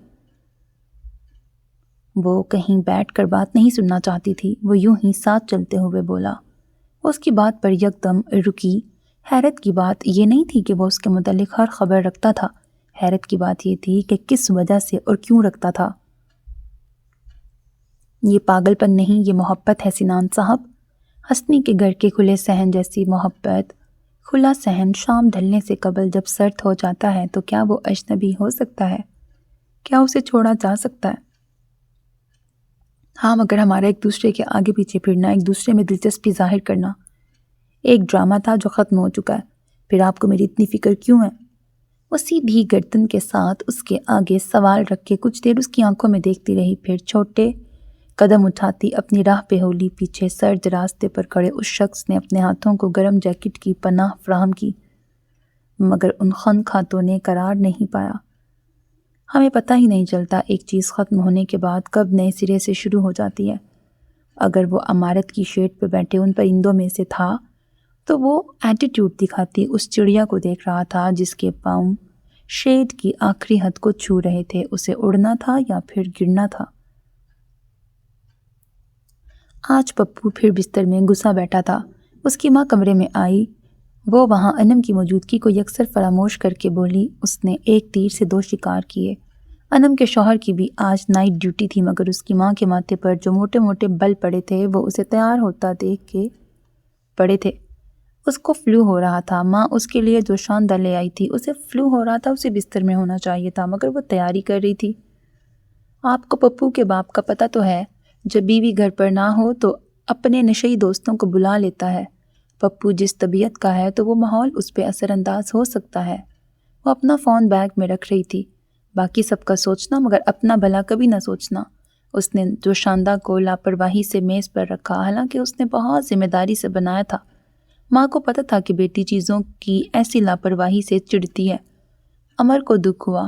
یہ اس کی ماں کے غصے کا کمزور ترین اظہار تھا، مگر وہ کیا کرتی؟ جو دکھ اس کے اندر دھڑکتا تھا وہ اس سے کہیں بڑا تھا۔ خالہ، جب ہم بلا وجہ کسی کا بھلا کرتے ہیں تو کہیں نہ کہیں بلا وجہ ہماری پرواہ کرنے والے بھی ہوتے ہیں۔ اس بات پر چونکی۔ اور جو رشتے پرواہ کی بنیاد پہ بنتے ہیں انہیں، اس کا ذہن جہاں بھی گم تھا، انم کے اس جملے نے اس کو حاضر کیا۔ اس کی ماں کو انم کے پورے یا ادھورے جملے میں کوئی دلچسپی نہیں تھی۔ وہ جانے کون سی بات پہ بڑبڑاتی ہوئی جب چلی گئیں تو انم نے جیسے کھل کے سانس لیا۔ توبہ ہے خالہ، مجھے اور پپو کو مطلب پرست سمجھتی ہیں۔ ان کے نزدیک ہماری محبت ان 4 راتوں کی ہے جو ہم بسد مجبوری اس گھر میں گزارتے ہیں۔ ہاں، اس نے منہ بسوڑا۔ اس نے مسکراہٹ چھپانے کو رخ بدلا۔ وہ اس وقت گھر کے سب سے چھوٹے اور سٹور نما کمرے میں تھیں، جہاں اس کی یونی کی کتابیں، اس کے رسالے جن کی کہانیاں نامکمل تھیں، اس کے ناول جن کا اینڈ پڑھنا باقی تھا، سب کچھ کافی عرصے سے ایک ہی ترتیب میں پڑا تھا۔ انم آپی، آپ آ بھی جائیں۔ یہ پپو کی آواز تھی۔ اوفو، مجھے پپو سے پوری 26 قسطوں کا ڈرامہ سننا ہے۔ وہ باہر کو لپکی۔ اپنی بات تو مکمل کرتی جاؤ جو تم ابھی کہہ رہی تھی کہ وہ رشتے جو پرواہ کی بنیاد پہ بنتے ہیں انہیں۔ گو وہ سمجھ نہیں پا رہی تھی وہ کیا سننا چاہتی تھی، مگر وہ بیگ کو کندھے پہ سیٹ کرتے ہوئے اس سے پوچھ رہی تھی۔ ہاں انہیں۔ وہ رکی۔ اس نے انگلی کو کنپٹی پہ رکھا۔ آپی آ رہی ہو کہ نہیں؟ پھر وہی آواز۔ ہاں، یاد آیا۔ انہیں آگے بڑھانے کے لیے ایک دوسرے کو آواز دیتے رہنا چاہیے۔ وہ رک رک کے بولی، پھر جواباً آواز لگائی، آ رہی ہوں بھائی، بالکل ایسے۔ اس نے انگشت شہادت خود پر تانی۔ پرواہ نقلی ہوگی تو جواب نہیں آئے گا، پرواہ اصلی ہوگی تو بندہ حاضر۔ وہ یقیناً اصل بات بھول گئی تھی، لیکن اسے بات بنانا آتی تھی۔ وہ اس کی چالاکی پہ سر جھٹک کے رہ گئی۔ اس نے گھر کا دروازہ پار کیا تو اس کا رخ جنرل سٹور کی طرف تھا۔ اسے جہاں بھی جانا تھا ہر روز کی طرح اپنے بابا کو بتا کر اور ان سے دعائیں لے کے جانا تھا۔ اگر تو وہ لڑکی ابھی تک نہیں آئی جو سال میں ایک بار تو اچھے طریقے سے تیار ہوتی ہوگی، تو مجھ سے شرط لگا لو تمہاری نظریں بھی ابھی استقبالیہ پر ہوں گی، اور اگر وہ آ چکی ہے تو پھر تم نے اپنی توجہ دلہن کے پلیٹ فارم پر مبذول کر رکھی ہوگی، کیونکہ دلہن کی بہن وہی ہوگی۔ باسط کھنکھارا ذرا سا وقفہ۔ اب سچ بتاؤ، تمہاری توجہ جن 2 لڑکیوں کی طرف بھٹک رہی ہے ان میں سے کون زیادہ خوبصورت لگ رہی ہے؟ اچھی تو لگ رہی ہے، اس پہ ساڑھی بھی سوٹ کر رہی ہے، اوپر سے ہائٹ بھی امپریسنگ ہے۔ مطلب ذرا سا وقفہ، میرے برابر تو ہوگی۔ یہ اعتراف تھا یا مذاق؟ تم کس کی بات کر رہے ہو؟ وہ جیسے چلایا۔ وہ اس سے جن 2 لڑکیوں کی بابت پوچھ رہا تھا ان کی ہائٹ بھی اچھی تھی، مگر وہ اس کے برابر نہیں تھی۔ میں کسی تیسری کی بات کر رہا ہوں جو یہاں موجود لڑکیوں میں سب سے خوبصورت لگ رہی ہے۔ تو اب کہو کیا سمجھے؟ وہ سنجیدہ ہوتے ہوئے بھی ہنس پڑا۔ سمجھ گیا سنان اصفر کہ تمہیں محبت کے سبق سکھانا بیکار ہے۔ باسط کا اسے شٹ اپ کال دینے کے بعد فوری طور پہ کال ڈراپ کرنا اسے مزہ دے گیا۔ یوں ہی ہنستے لبوں کے ساتھ اس نے نگاہوں کا رخ سٹیج کی طرف موڑا۔ زیبا بہت اچھی لگ رہی تھی، صرف یہ کہنا ناانصافی تھی۔ وہ حسین ہی نہیں، بظاہر ہر لحاظ سے مکمل لڑکی تھی۔ دنیاوی معیار سے وہ ایک اچھے خاصے خاندان سے تھی، لیکن اس کا دل اس کی خوبصورتی کے اعتراف سے آگے کوئی رسپانس نہیں دیتا تھا۔ برسوں سے باسط اور اس کی ماں اس لڑکی کا ذکر کر کے اسے محبت سکھانے کی کوشش کرتے تھے، مگر دل اناڑی بن جاتا۔ وہ خود اس کے سامنے آ کر محبت سکھاتی، مگر دل سیکھنے پہ راضی بھی نہیں ہوتا تھا۔ آج بھی وہ اس تقریب میں ہوتی، رسومات تک سے وقت نکال کر وقتاً فوقتاً اس کی جانب کھینچی چلی آتی۔ صرف وہ ہی نہیں، اس کی باقی فیملی بھی اس کے لیے وقت نکال رہی تھی۔ مجھے لگتا ہے تم کبھی بھی نہیں بدلو گے۔ اس قدر حسین پروٹوکول اور اتنے خوبصورت ماحول کو مائنس کر کے تم آج بھی صرف اپنی بوریت پہ دھیان دیتے ہو۔ اس کے قریب بیٹھتے ہوئے بولی۔ وہ بہت غور سے اسے دیکھ رہی تھی۔ تم نے امر حسنی کو انوائٹ نہیں کیا؟ شاندار صوفے پہ بیٹھے شاندار مرد نے اس کی جانب چہرہ موڑتے ہوئے ایک ایسا سوال کیا جو زیبا کے وہم و گمان میں بھی نہیں تھا۔ اس کی اپنی آزاد کالونی میں سے بہت سے نامور لوگ اس فنکشن میں انوائٹ نہیں تھے۔ اس نے کسی ایک کا بھی نہیں پوچھا تھا۔ وہ اس جگہ پر کس کو پوچھ رہا تھا؟ اگر پوچھ رہا تھا تو وہ اسے یاد کیوں تھی؟ سنان اصفر کی تیاری میں ایک ایک چیز اس کی عمارت کی جھلک دکھا رہی تھی۔ اس نے جو کلون لگایا ہوا تھا اس کی قیمت آسمانوں کو چھوتی ہوگی۔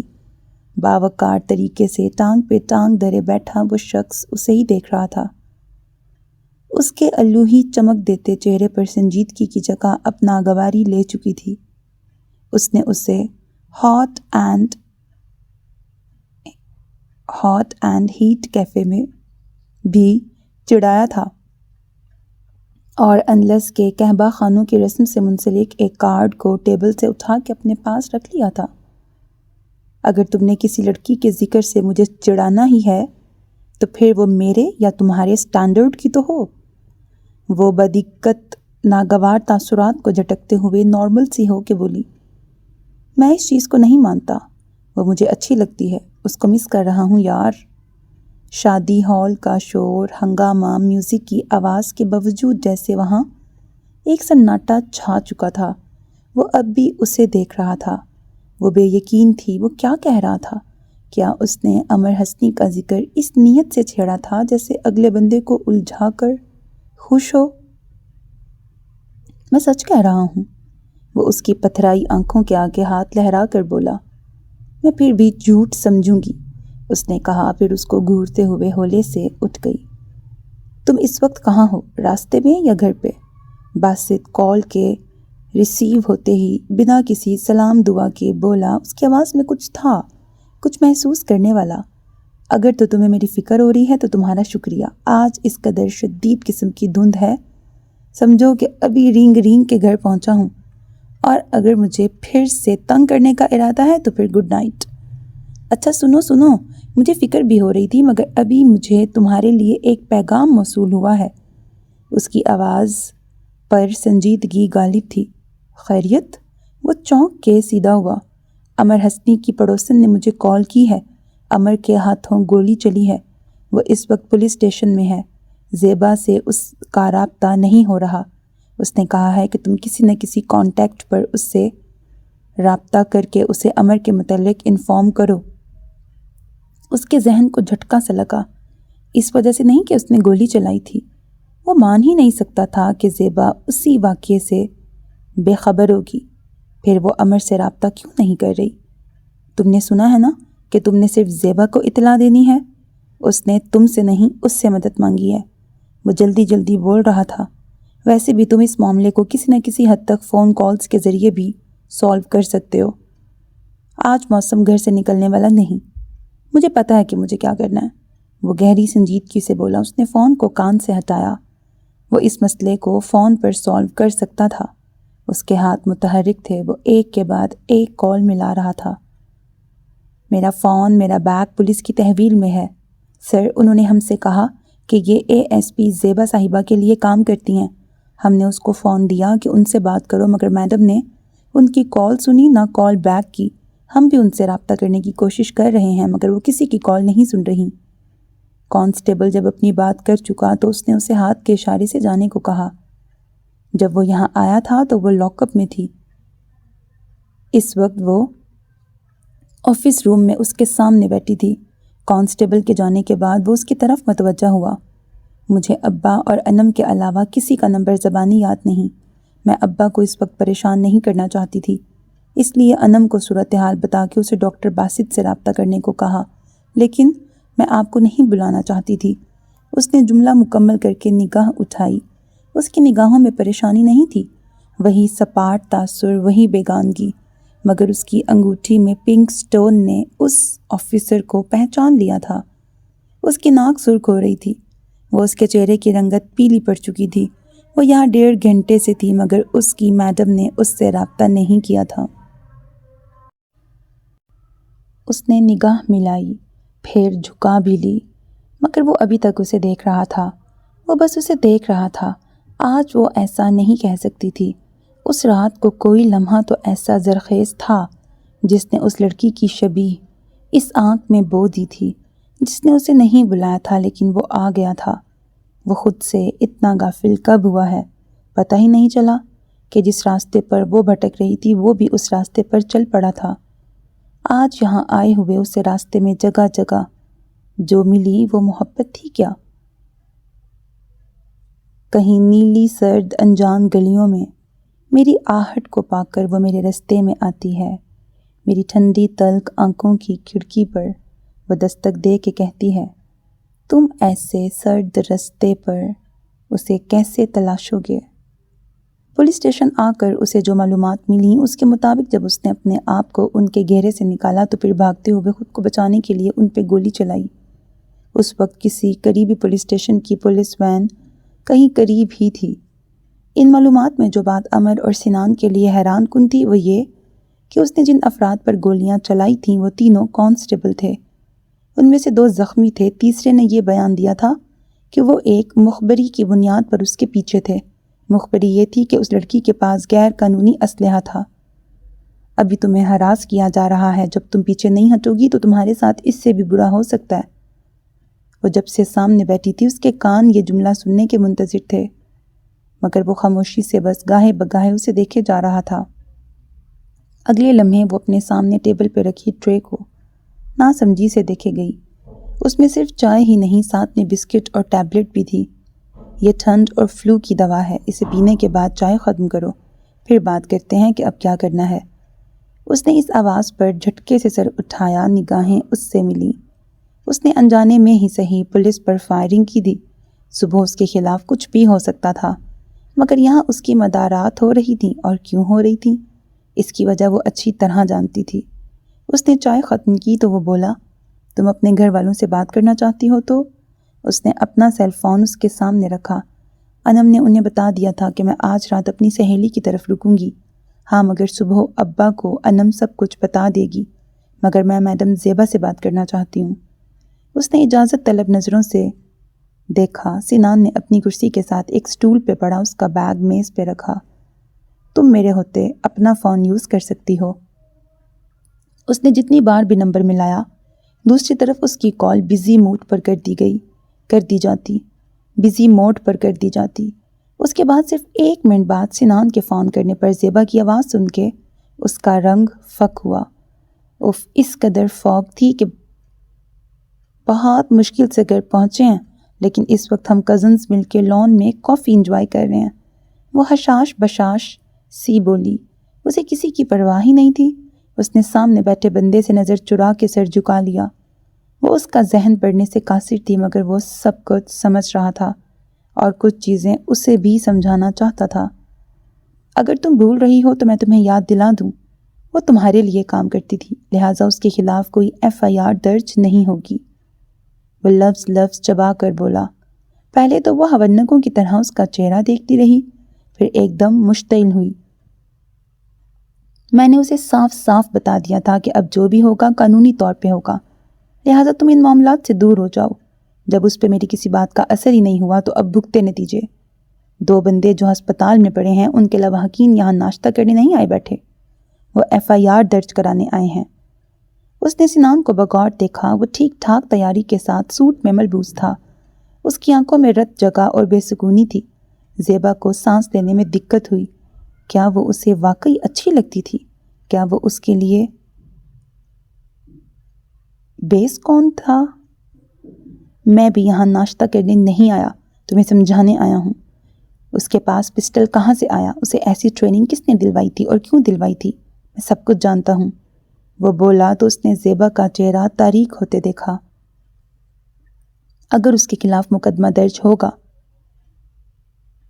انعام اللہ کے اغوا کی FIR بھی منظر عام پہ آئے گی، جو اس بچے کے پڑوسی رکشہ ڈرائیور نے اس تھانے میں درج کروائی تھی۔ وہ بچہ صرف پولیس کی غفلت کی وجہ سے مارا گیا تھا۔ وہ FIR کی فوٹو کاپی لہرا کے بولا۔ وہ جو بات کر رہا تھا وہ سمجھ رہی تھی، مگر وہ جس خطرناک لہجے میں بات کر رہا تھا تو کیوں وہ دشمن لہجہ اس کا دل بند کر رہا تھا۔ دیکھو سنان، میری بات سنو۔ اس نے ہونٹوں پہ زبان پھیری۔ پہلے مجھے سنو۔ اس نے ہاتھ اٹھا کے اسے خاموش کرواتے ہوئے چیئر اور آگے گھسیٹی۔ اس FIR کے درج ہونے کے بعد اگلے 24 گھنٹوں میں بہت کچھ ہو سکتا تھا، مگر اس لیے نہیں ہوا کہ وہ رپورٹ ایک کمزور طبقے کے رکشہ ڈرائیور نے درج کروائی تھی، اور اس اغوا شدہ بچے کا باپ ایک چھوٹے سے جنرل سٹور کا مالک تھا۔ تو یہاں بیٹھے SHO نے لاپرواہی دکھائی اور یہ کہا کہ ہماری ٹیم اس وقت کہیں دوسری جگہ ریڈ پر ہے۔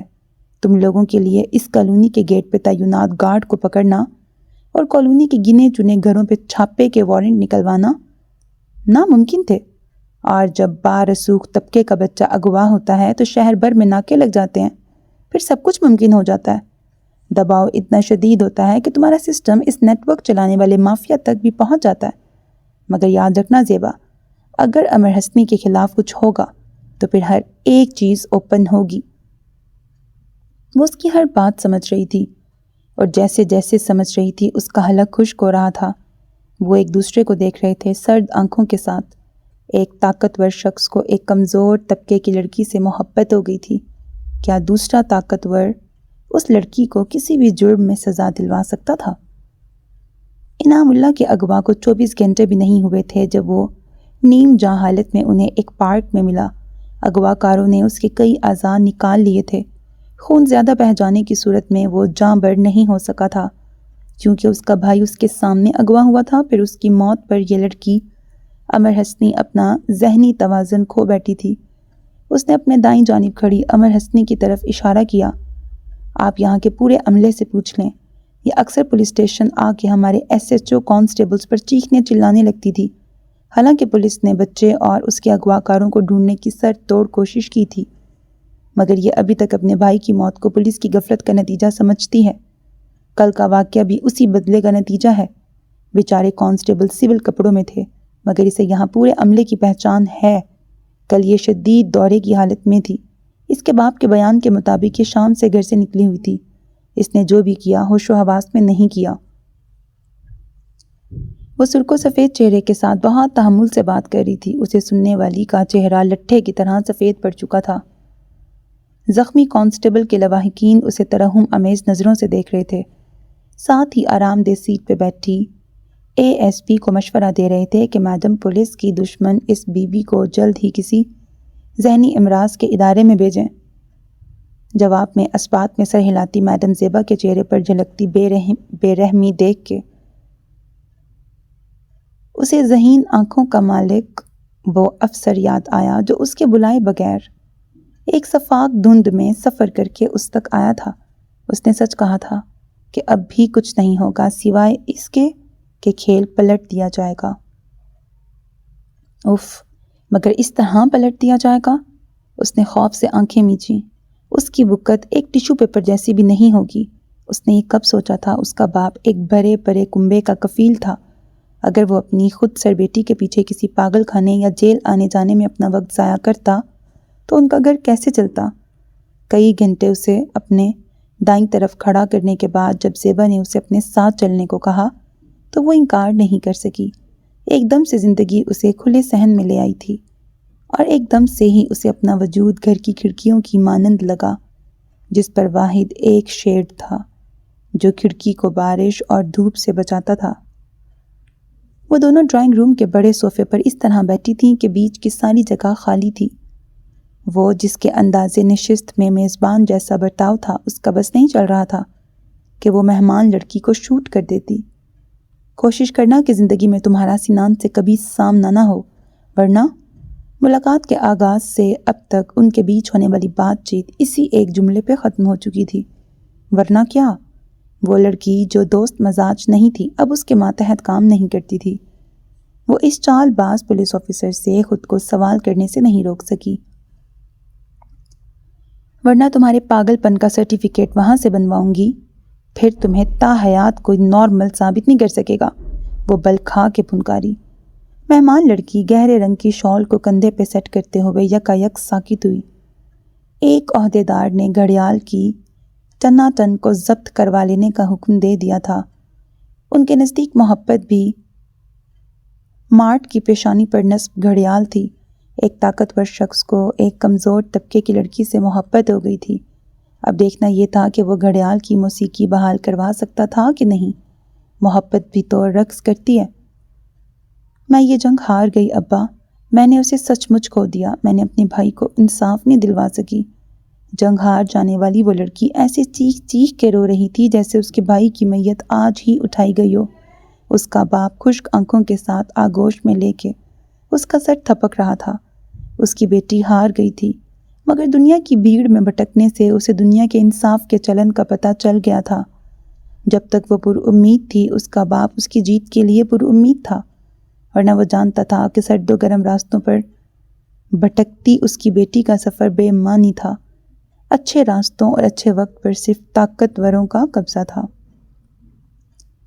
وہ اپارٹمنٹ کے ٹیرس پہ کھڑا تھا، خاموش، سنجیدہ اور الجھا ہوا، دونوں ہاتھ ریلنگ پہ جمائے گہری سوچوں میں گم۔ وہ یہاں سردی انجوائے کرنے کی غرض سے نہیں آیا تھا، وہ جیسے بے دہانی کے عالم میں یہاں نکل آیا تھا۔ اس کے پیچھے کھڑکی کا پٹ نما دروازہ کھلا تھا۔ وہاں کھڑے ہو کے جھانکیں تو سامنے مرکزی میز پہ چائے کے 2 خالی کپ پڑے تھے۔ وہ پیالیاں اب ٹھنڈی ٹھار ہو چکی تھیں، جیسے کافی دیر پہلے وہاں کوئی مہمان آیا تھا۔ اسے رخصت کرنے کے بعد وہ کتنی ہی دیر سے ایک کال کا منتظر تھا، اور جب اس کا انتظار دم توڑنے لگا تو ایک شناسا نمبر اس کے موبائل اسکرین پہ چمکا۔ خارج کرتے ہوئے بوجھل سانس کھلی فضا میں اچھالتے ہوئے کال پک کی۔ وہ جانتا تھا وہ شدید ڈپریشن کا شکار تھی۔ وہ اس کی ہر بات سننے کو تیار تھا۔ اگر مجھے پتا ہوتا کہ تم نے میرے بابا کو اس بات کے لیے بلایا ہے تو آپ سے تم پر غصے کا اظہار تھا۔ میں جانتا ہوں یہ ایک ایسی بات تھی جس کے لیے مجھے خود آنا چاہیے تھا، لیکن میں ان سے پوری تفصیل کے ساتھ بات کرنا چاہتا تھا جو تمہارے گھر پہ نہیں ہو سکتی تھی۔ وہ اس کی بات کاٹ کر بولا تو جواب دینے میں اس لڑکی نے ایک ذرا سا وقفہ بھی نہیں لیا۔ میری زندگی اور موت کا یا پھر میری بربادی کو خوشحالی میں بدلنے کا انحصار میرا اور تمہارا رشتہ طے ہو جانا یا پھر ہمارا نکاح ہو جانے پہ نہیں ہے۔ مجھے خود کو کیسے بچانا ہے میں اس کا حل نکال لوں گی، اور بہتر ہوگا کہ تم یہ مت کہہ دینا امر حسنی کہ تم مجھے میرے حال پہ چھوڑ دو۔ اس نے ایک بار پھر اس کی بات مکمل نہیں ہونے دی۔ ٹیرس پہ خاموشی سردی میں اس شخص کی آواز نے ٹیرس پر خاموش سردی میں اس شخص کی آواز نے تپش پکڑی۔ تمہیں تمہارے حال پہ چھوڑنا ہوتا تو اس رات ہی چھوڑ دیتا جب اندھے راستے مجھے آگے بڑھنے سے روک رہے تھے، لیکن میں آیا تھا، مگر میں نے تمہیں تب بھی آواز نہیں دی تھی۔ فون بند کرنے کے بعد وہ کتنی دیر بیٹھی رہی۔ اس نے سونے کی کوشش بھی نہیں کی۔ آج کل اسے نیند، ہوا، دھوپ، محبت، نفرت کسی بھی چیز کی طلب محسوس نہیں ہوتی تھی۔ وہ کچھ سوچنے سمجھنے کی کوشش کرتی تو باتیں گڈ مٹ ہو جاتیں۔ زیبا اسے سنان سے دور رہنے کا کہہ رہی تھی۔ کیا اسے سنان سے محبت تھی؟ اور سنان اسے نکاح کے پیغام بھجوا رہا تھا۔ کیا واقعی وہ اس کی خواہش تھی؟ وہ ان دنوں مسکرانا بھی بھول چکی تھی، ورنہ اس صورتحال پہ اتنا تو ہنس سکتی تھی جتنا کہ اس فینسی کہنے میں وہ پولیس آفیسر ایک فینسی کارڈ لے کر امر حسنی پر ہنستی رہی تھی۔ وہ محبت جس نے 2 سال تک امر حسنی جیسی عام لڑکی کو بھٹکائے رکھا، وہی محبت اس بار اوسط درجے کے محلے میں رہنے والی لڑکی کی بجائے اب خاص لوگوں کو بھٹکا رہی تھی۔ آپ یہاں کیسے؟ میرا مطلب تم یہاں؟ غصے کا اظہار، اس طرح میرے پیچھے، جبکہ وہ رکی۔ اس کی سمجھ میں نہیں آ رہا تھا کہ وہ کیا کہے۔ اس کے باپ نے اس کی ہر پیشکش پہ معذرت کر لی تھی، رشتے سے انکار ہو چکا تھا، جبکہ تمہاری طرف سے صاف انکار ہو چکا ہے۔ آج اس نے اس کی ادھوری بات مکمل کی۔ وہ سنجیدہ تھا اور آگے آیا۔ ہاں یہ سچ تھا، اس نے بہت اصرار کیا تھا۔ میں آپ سے ملنا نہیں چاہتی۔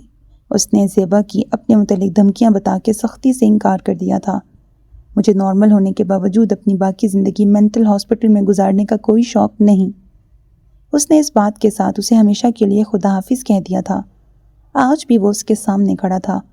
یہ اس کے محلے کا قریب ترین کلینک تھا جو اس نے 2 دن قبل جوائن کیا تھا۔ وہ زیبا کی دھمکی کو اتنا سیریس نہ لیتی، مگر اسے پولیس اسٹیشن میں گزاری جانے والی وہ رات بہت کچھ سمجھا رہی تھی، جہاں اس آفیسر کی موجودگی اس پریشان حال لڑکی کے لیے آرام کا سبب بنی تھی۔ اسے اس رات لاک اپ میں ہونا چاہیے تھا۔ اس کی فائرنگ سے پولیس کے بندے ہسپتال میں پڑے تھے۔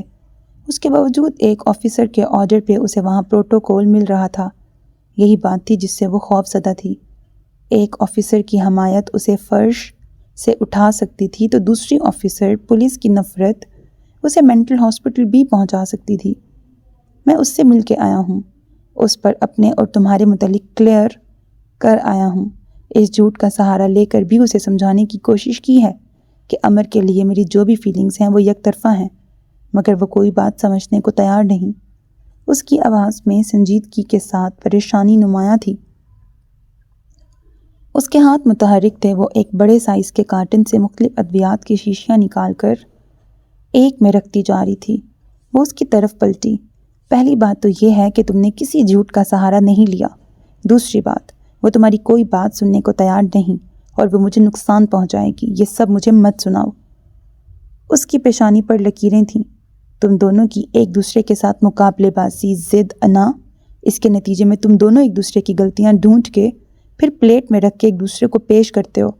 میں ڈاکٹر باسط کی مہربانی سے تم دونوں کے متعلق بہت کچھ جان چکی ہوں۔ بہتر یہی ہے کہ اپنی عزت کو کسی قسم کی فیلنگز یا میری فکر کے ساتھ منسوب کرنے کی ضرورت نہیں۔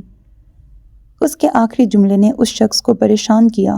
اس کا دل چاہا کاش اس کے پاس جادو کی چھڑی ہوتی جسے گھما کے وہ اس غیر سنجیدہ ڈاکٹر کو اپنے حضور پیش کرتا، پھر اسے میٹھی چائے کے حمام میں ڈبو کے حمام کے دروازے پر ہمیشہ کے لیے تالا لگا دیتا۔ اس کے جانے کے بعد وہ اپنے کمرے میں چلی آئی تھی۔ وہ سرخ چہرے کو دونوں ہاتھوں سے دباتے ہوئے کھڑکی کی جانب آئی۔ کمرے کی گرماہٹ اس کے لیے ناقابل برداشت ثابت ہو رہی تھی۔ کھڑکی کو پورا کھولنے کے باوجود اس کا چہرہ آگ اگل رہا تھا۔ کھڑکی کے پار سب کچھ واضح اور قابل ستائش تھا۔ اس حد نکاح روشن سوسائٹی کے عین سامنے۔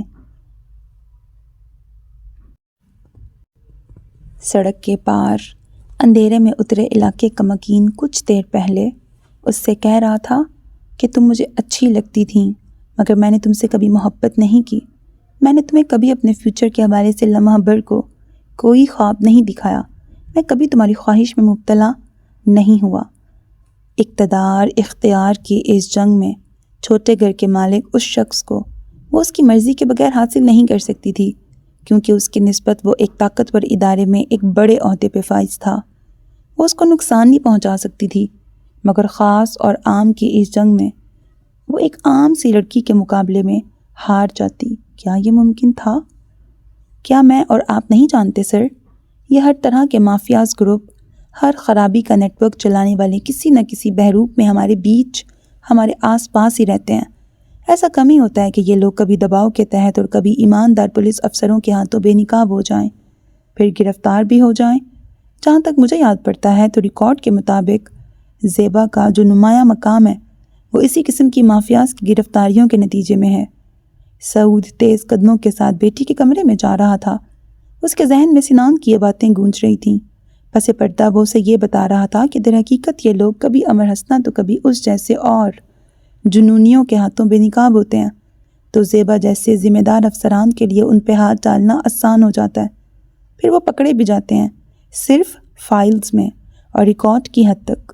ایک جعلی پولیس مقابلہ۔ اصلی شہرت اور انعام و اکرام، داد و تحسین، زیبا اور اس جیسے کئی اور پولیس آفیسرز کے حصے میں آتا ہے۔ اس نے ہلکی سی دستک کے بعد دروازہ کھولا۔ اس نے دروازہ کھلنے پر پیچھے دیکھا۔ وہ کمرے میں آتے باپ کا چہرہ دیکھ کر اس کے موڈ کا اندازہ لگا سکتی تھی۔ وہ بھی بیٹی کا سرخ متورم بھیگا چہرہ دیکھ کر اس کی اندرونی توڑ پھوڑ کا اندازہ لگا سکتا تھا۔ وہ کمرے کی کھڑکی بند کرنے کے بعد اس کے سامنے آیا۔ اس کے چہرے پر غصہ اور ماتھے پر بل تھے۔ تم نے یہ کیس سنان کے سپرد کر کے مجھ سے یہ بات چھپا لی تھی، مگر میں جانتی ہوں یہ میری زندگی کی سب سے بڑی غلطی تھی، وہ بھیگی آواز کے ساتھ بولی۔ جب کچھ خواہش اور توقع کے خلاف ہوتا ہے تو پھر خود کو برتر سمجھنے والے ہر خاص پر آشکار ہونا چاہیے کہ ان لمحات میں وہ بھی اسی کیفیت کا شکار ہوتا ہے جیسے عام سے انسان ہوتے ہیں۔ جس شخص کو اس نے عمر بھر چاہا وہ کسی اور کو اپنانا چاہتا تھا۔ میرے مقابلے میں وہ ایک عام سی معمولی سی لڑکی جیت جائے گی بابا، وہ سنان کو پا لے گی، اور میں؟ اس کی آنکھوں سے بھی وہی پانی جیسے آنسو گرے۔ ان آنسوؤں کا پانی بھی نمکین تھا، اس میں کوئی خاص ذائقہ نہیں تھا۔ اس کے باپ نے گہرا سانس لیا۔ وہ اس وقت اس کا دکھ بانٹنے کے موڈ میں نہیں تھا، وہ اسے سمجھانے آیا تھا۔ اب اپنا کوئی بھی پلان مجھ سے چھپا کے دوبارہ کوئی غلطی مت کرنا سنان مجھے کھول کھول کر بتا گیا ہے کہ وہ ہر بات کی تہہ تک پہنچ چکا ہے۔ اگر اپنی ساکھ اور اپنا عہدہ بحال رکھنا چاہتی ہو تو اس معمولی لڑکی کی جیت پہ مٹی ڈالو۔ وہ انگلی اٹھا کر دو ٹوک انداز اور قطعی لہجے میں مخاطب ہوا۔ وہ پلکیں جھپکنا بھول گئی۔ اس کی نظروں کی بے بسی نے باپ کو پگھلایا، مگر یہ وقت اس کے سامنے کمزور پڑنے کا نہیں تھا، بلکہ کمزور کی جیت کی وجہ بتانے کا تھا۔ اس نے چہرہ پتھر کیا۔ تمہیں بتاؤں کہ کمزور کیوں جیت جاتا ہے؟ اس نے اپنے باپ کو کہتے سنا۔ جب طاقتور سے غلطی ہوتی ہے۔ اتنا کہہ کر وہ رکا نہیں تھا۔ بیٹی کی تکلیف اور اس کی بے بسی کو برداشت کرنا صرف جنرل سٹور کے مالک حسن اسلم کے لیے ہی مشکل نہیں تھا۔ ایس پی زیبا سے غلطی ہوئی۔ اس نے اس کیس کی فائل کے ساتھ مجھے بھی تمہارے ہینڈ اوور کیا۔ میں اس کی غلطی ہوں، پھر بھی میں تمہیں اجازت نہیں دوں گی کہ تم مجھے پلیٹ میں رکھ کے اس کے سامنے پیش کرو کہ دیکھو میں اس بار بھی جیت گیا۔ چند لمحے اسے سپاٹ نظروں سے دیکھنے کے بعد وہ پھر سے ان بڑی بڑی بوتلوں میں بھرے نیلے پیلے شربتوں کو چھوٹی چھوٹی شیشیوں میں ڈالنے لگی۔ تمہیں دوبارہ یہاں جاب نہیں کرنا چاہیے تھی۔ یونی میں ایڈمیشن سے پہلے اس نے نرسنگ کورس کیا تھا، وہ یہاں جاب کرتی رہی تھی۔ تم واقعی بھول چکی ہو کہ کون سے زخم پہ کس قسم کا مرہم رکھنا ہے، وہ زخمی سے تاثر کے ساتھ بولا۔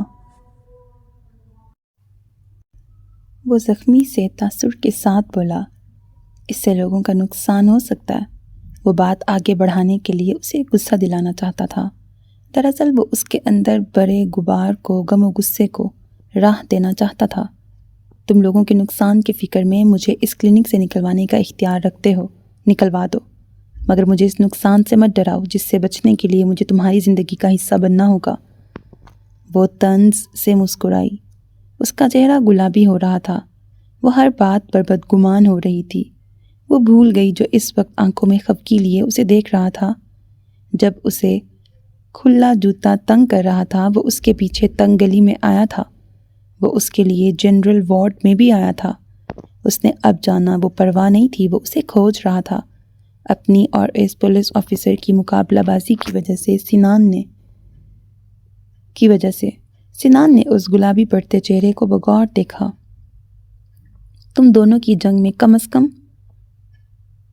میدان میں کودنے والا تیسرا فرد میں نہیں ہوں۔ میدان میں اترنے والے لوگ کمزور نہیں ہوتے، وہ کچھ محظوظ سا ہو کے بولا۔ غبار کو جھٹنا چاہیے تھا۔ ہاں وہ کمزور نہیں ہوتے، مگر انہیں ڈرا ڈرا کے کمزور کر دیا جاتا ہے۔ وہ تلخ ہوئی۔ وہ اپنے مقصد میں کامیاب ہونے کے قریب تھا۔ میں تمہیں بہادر سمجھتا تھا۔ اکسانے والا لہجہ۔ کمزور طبقے کا انسان بہادری دکھائے تو جواب میں ذلیل ہوتا ہے، اور ہم کمزور لوگ بھی باوقار ہوتے ہیں، اس لیے ذلیل ہونے سے ڈر لگتا ہے۔ سنان صاحب، پہلے نکاح ہوگا، پھر 1 ہفتے بعد میری فیملی آ جائے گی، تب رخصتی ہوگی۔ تم ایسی کہانیوں سے میرے ابا اماں کو مائل کر سکتے ہو، مجھے نہیں، کیونکہ ایسی کہانیوں کا انجام میں جانتی ہوں۔ اس کا چہرہ ہی نہیں لہجہ بھی تمتما رہا تھا۔ انجام جانتی ہو پھر بھی اس بھورے کارڈ کو اب تک اپنے پاس محفوظ رکھا ہوا ہے؟ اس نے جھٹکے سے سر اٹھایا، نگاہیں ملی۔ شاید وہ مبہم سا مسکرا رہا تھا۔ کوئی وزنی چیز سر پہ گری۔ وہ اس کا بیگ چیک کر چکا تھا۔ اس کا تمتماتا چہرہ ٹھنڈا ٹھار ہوا، کیونکہ اس بھورے کارڈ پہ لکھی تحریر کے نیچے ایک جملہ اضافی تھا جو امر ہستی نے اپنے ہاتھ سے لکھا تھا۔ میں اس وقت ڈیوٹی پہ ہوں اور بہت مصروف ہوں۔ اگر تم نے مزید بات کرنی ہے تو باہر کہیں میرا انتظار کر سکتے ہو۔ تمہیں پتہ ہے میں یہ نہیں کہہ سکتی کیونکہ تم ہمارے جیسے انسان نہیں ہو، کیونکہ تمہارا عہدہ بہت بڑا ہے۔ وہ نگاہ چرا کر بولی، مگر اس کی گردن سیدھی تھی۔ دوسرے لفظوں میں وہ اسے جانے کا کہہ رہی تھی۔ سنان نے اس تلخ و تند لڑکی پر شاکی نگاہ ڈالی، پھر اس کی جانب پیش قدمی کی۔ پہلے میں بھی یہی سمجھتا تھا، مگر ایک دن میں می بوتیک کے آگے شاپنگ مال کی سیڑھیوں پہ گھنٹہ ڈیڑھ سرد ہوا جھیلنے کے بعد مجھے پتہ چلا کہ فکر عہدے سے بھی بڑی ہوتی ہے۔ امر حسنی کی فکر، وہ اس کی پیش قدمی پر جز بز ہوئی تھی یا اس کے لہجے کی نرمی پر؟ میری فکر کرنے کی ضرورت نہیں۔ وہ شیشی جس میں اس نے سبز دوا ڈالی تھی اب اسے سرخ سے بھرنے لگی۔ اف، وہ کب کنفیوز ہوئی۔ اور تمہیں پتہ ہے طاقتور کو جیتنے کا موقع کب ملتا ہے؟ جب کمزور پیچھے ہٹ جاتا ہے۔ اس نے اس کی بات کو سنا تھا، وہ اس کی بات کو سمجھی بھی تھی۔ اسے یہ بھی پتہ چل گیا وہ کنفیوز کب ہوئی، جب وہ آگے اس کی جانب بڑھا تھا۔ اب وہ چہرہ اٹھا کے اس کی آنکھوں میں دیکھ رہی تھی۔ اور جسے تم فکر سمجھ رہی ہو یہ محبت ہے۔ حسنی کے گھر کھلے صحن جیسی محبت۔ کھلا صحن جب شام ڈھلنے سے قبل سرد ہو جاتا ہے تو کیا وہ اجنبی ہو سکتا ہے؟ کیا اسے چھوڑا جا سکتا ہے؟ وہ اس کی بات پہ یقین کر سکتی تھی یا پھر کرنا چاہتی تھی، مگر اس کا ذہن اس بات میں اٹک چکا تھا۔ طاقت کو جیتنے کا موقع اس وقت ملتا ہے جب کمزور پیچھے ہٹ جاتا ہے۔ وہ نکاح نامے پہ سائن کر رہا تھا، پھر دوست احباب سے مبارکباد وصول کرتے ہوئے وہ اسے ہی دیکھ رہا تھا جسے یقین تھا کہ وہ اس کی کہانی کا انجام جانتی ہے، لیکن وہ انجام بدلنے پر حیران تھی۔ اس تقریب کے اختتام پر جب سب رخصت ہو چکے تھے، سنان اسے نکاح کی مبارکباد دے رہا تھا تو اسے یقین آ گیا کہ اس کہانی کا انجام بدل چکا ہے۔ میری ماں ان عورتوں میں سے ہے جو میٹھا بہت کھاتی ہیں مگر واک اور ایکسرسائز نہیں کرتی۔ اماں کا بھی دل چاہتا ہے ان کی ڈریسنگ اور ان کے لباس کا پرنٹ ایسا ہو جس میں وہ سمارٹ لک دے سکیں اور انہیں خواہ کا سمارٹ سمجھا ہی نہیں جائے۔ یہ سب بتاتے اس کے چہرے پہ مسکراہٹ تھی، جبکہ امر کے اندر ایک دم سناٹا سا اترا۔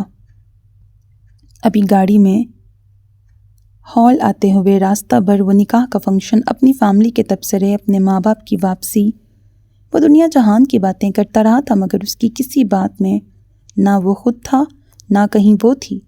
وہ اس کے ساتھ گھر میں قدم رکھ رہی تھی۔ وہ خود کو پرسکون رکھتے ہوئے دھیمے سے بولی، یہ ناممکن ہوگا، مطلب میں جھوٹی تعریفوں سے ان کی مزید صحت بڑھاؤں گی۔ آپ دیکھنا میں کسی نہ کسی طرح انہیں واک پہ مائل کر لوں گی۔ وہ قدرے جھیپ کے بولی۔ وہ محظوظ سا ہوا، میں تو جانے کب دیکھ پاؤں، مگر تم انہیں واک کا عادی کر لینا۔ کچھ تھا جو دل پہ ضرب کی طرح لگا۔ ان کے نکاح کو 3 دن ہو چکے تھے۔ 4 دنوں بعد اس کی رخصتی تھی۔ ان 3 دنوں میں 50ویں بار تھا وہ فیوچر کی ہر بات میں خود کو غیر حاضر کر رہا تھا۔ کیا وہ اس کو اپنے ساتھ رکھنے کے بجائے اس گھر میں اپنے والدین کے پاس چھوڑ کے جانا چاہتا تھا؟ وہ اس کے ہم قدم تھا۔ وہ گہری حسیات کا مالک اس کو دیکھے بنا محسوس کر سکتا تھا۔ وہ اس کی بات پہ اپسیٹ ہو گئی تھی۔ تمہیں یاد ہے اس شہر میں ایک ایسا کیفے ہے جہاں ایک قدیم رسم تازہ کی جاتی ہے؟ ہاں اسے یاد تھا۔ اس نے اس بات میں سر ہلایا۔ اس رسم کی بنیاد اندلس کے کہبہ خانوں میں پڑی تھی۔ اب وہ راہداری کے وسط میں تھے۔ تاریخ بتاتی ہے کہ وہاں جنگ پہ جانے سے پہلے کہبہ خانوں میں جاتے تھے۔ وہ شام کے سیاہ پڑتے ہی اپنے کسی بہت پیارے سے ایک ملاقات کے لیے آئے تھے۔ اس نے کان میں سرگوشی کی۔ وہ راہداری کو چھوڑ چکے تھے۔ لان کے کنارے پہ کھڑی وہ ساکن پلکوں کے ساتھ اسے دیکھ رہی تھی۔ شادی کے کچھ دنوں بعد تم ایک شام اس کیفے میں آنا، اور شام کے سیاہ پڑتے ہی میں بھی آ جاؤں گا۔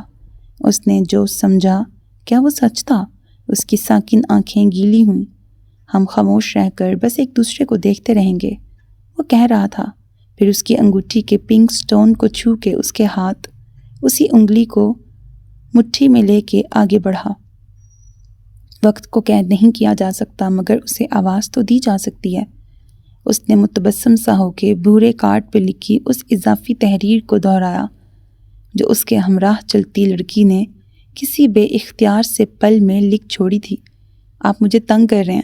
اس نے انگلی چھوڑانا چاہی۔ نہیں، اس نے انگلی چھوڑ دی۔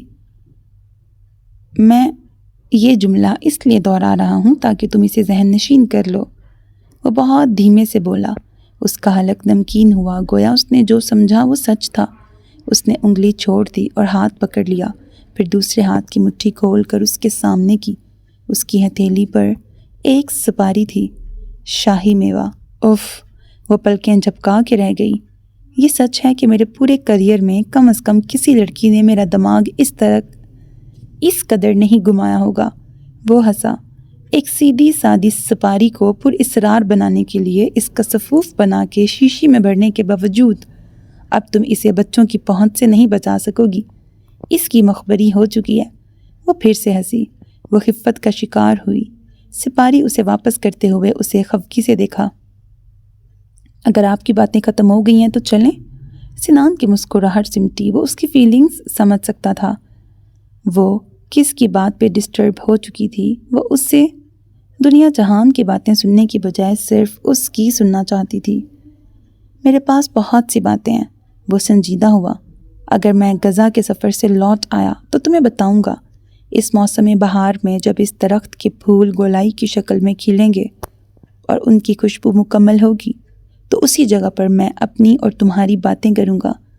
ہم اسی جگہ صدیوں پہلے کی باتیں کریں گے جب ہم ملے تھے، اور سرمئی لباس میں ملبوس اس لڑکی کے سنگھار میں ہر ایک چیز نے تاثر پکڑا۔ میں تمہیں بتاؤں گا کہ میں نے صدیوں تمہارے لباس کا مشکل رنگ یاد رکھا۔ وہ ہاتھ اس کے ہاتھ میں تھا۔ وہ اس ہاتھ کی اداسی محسوس کر سکتا تھا۔ سنان، کیا واقعی؟ اس کی آواز میں وحشت اتری۔ اور یہ بھی یاد رکھنا، جو کہبہ خانوں سے ملاقات کے لیے جاتی ہیں انہیں پتہ ہوتا ہے کہ کس قسم کے زخم پہ کون سا مرہم رکھنا ہے۔ اس کے ہاتھ میں موجود ہاتھ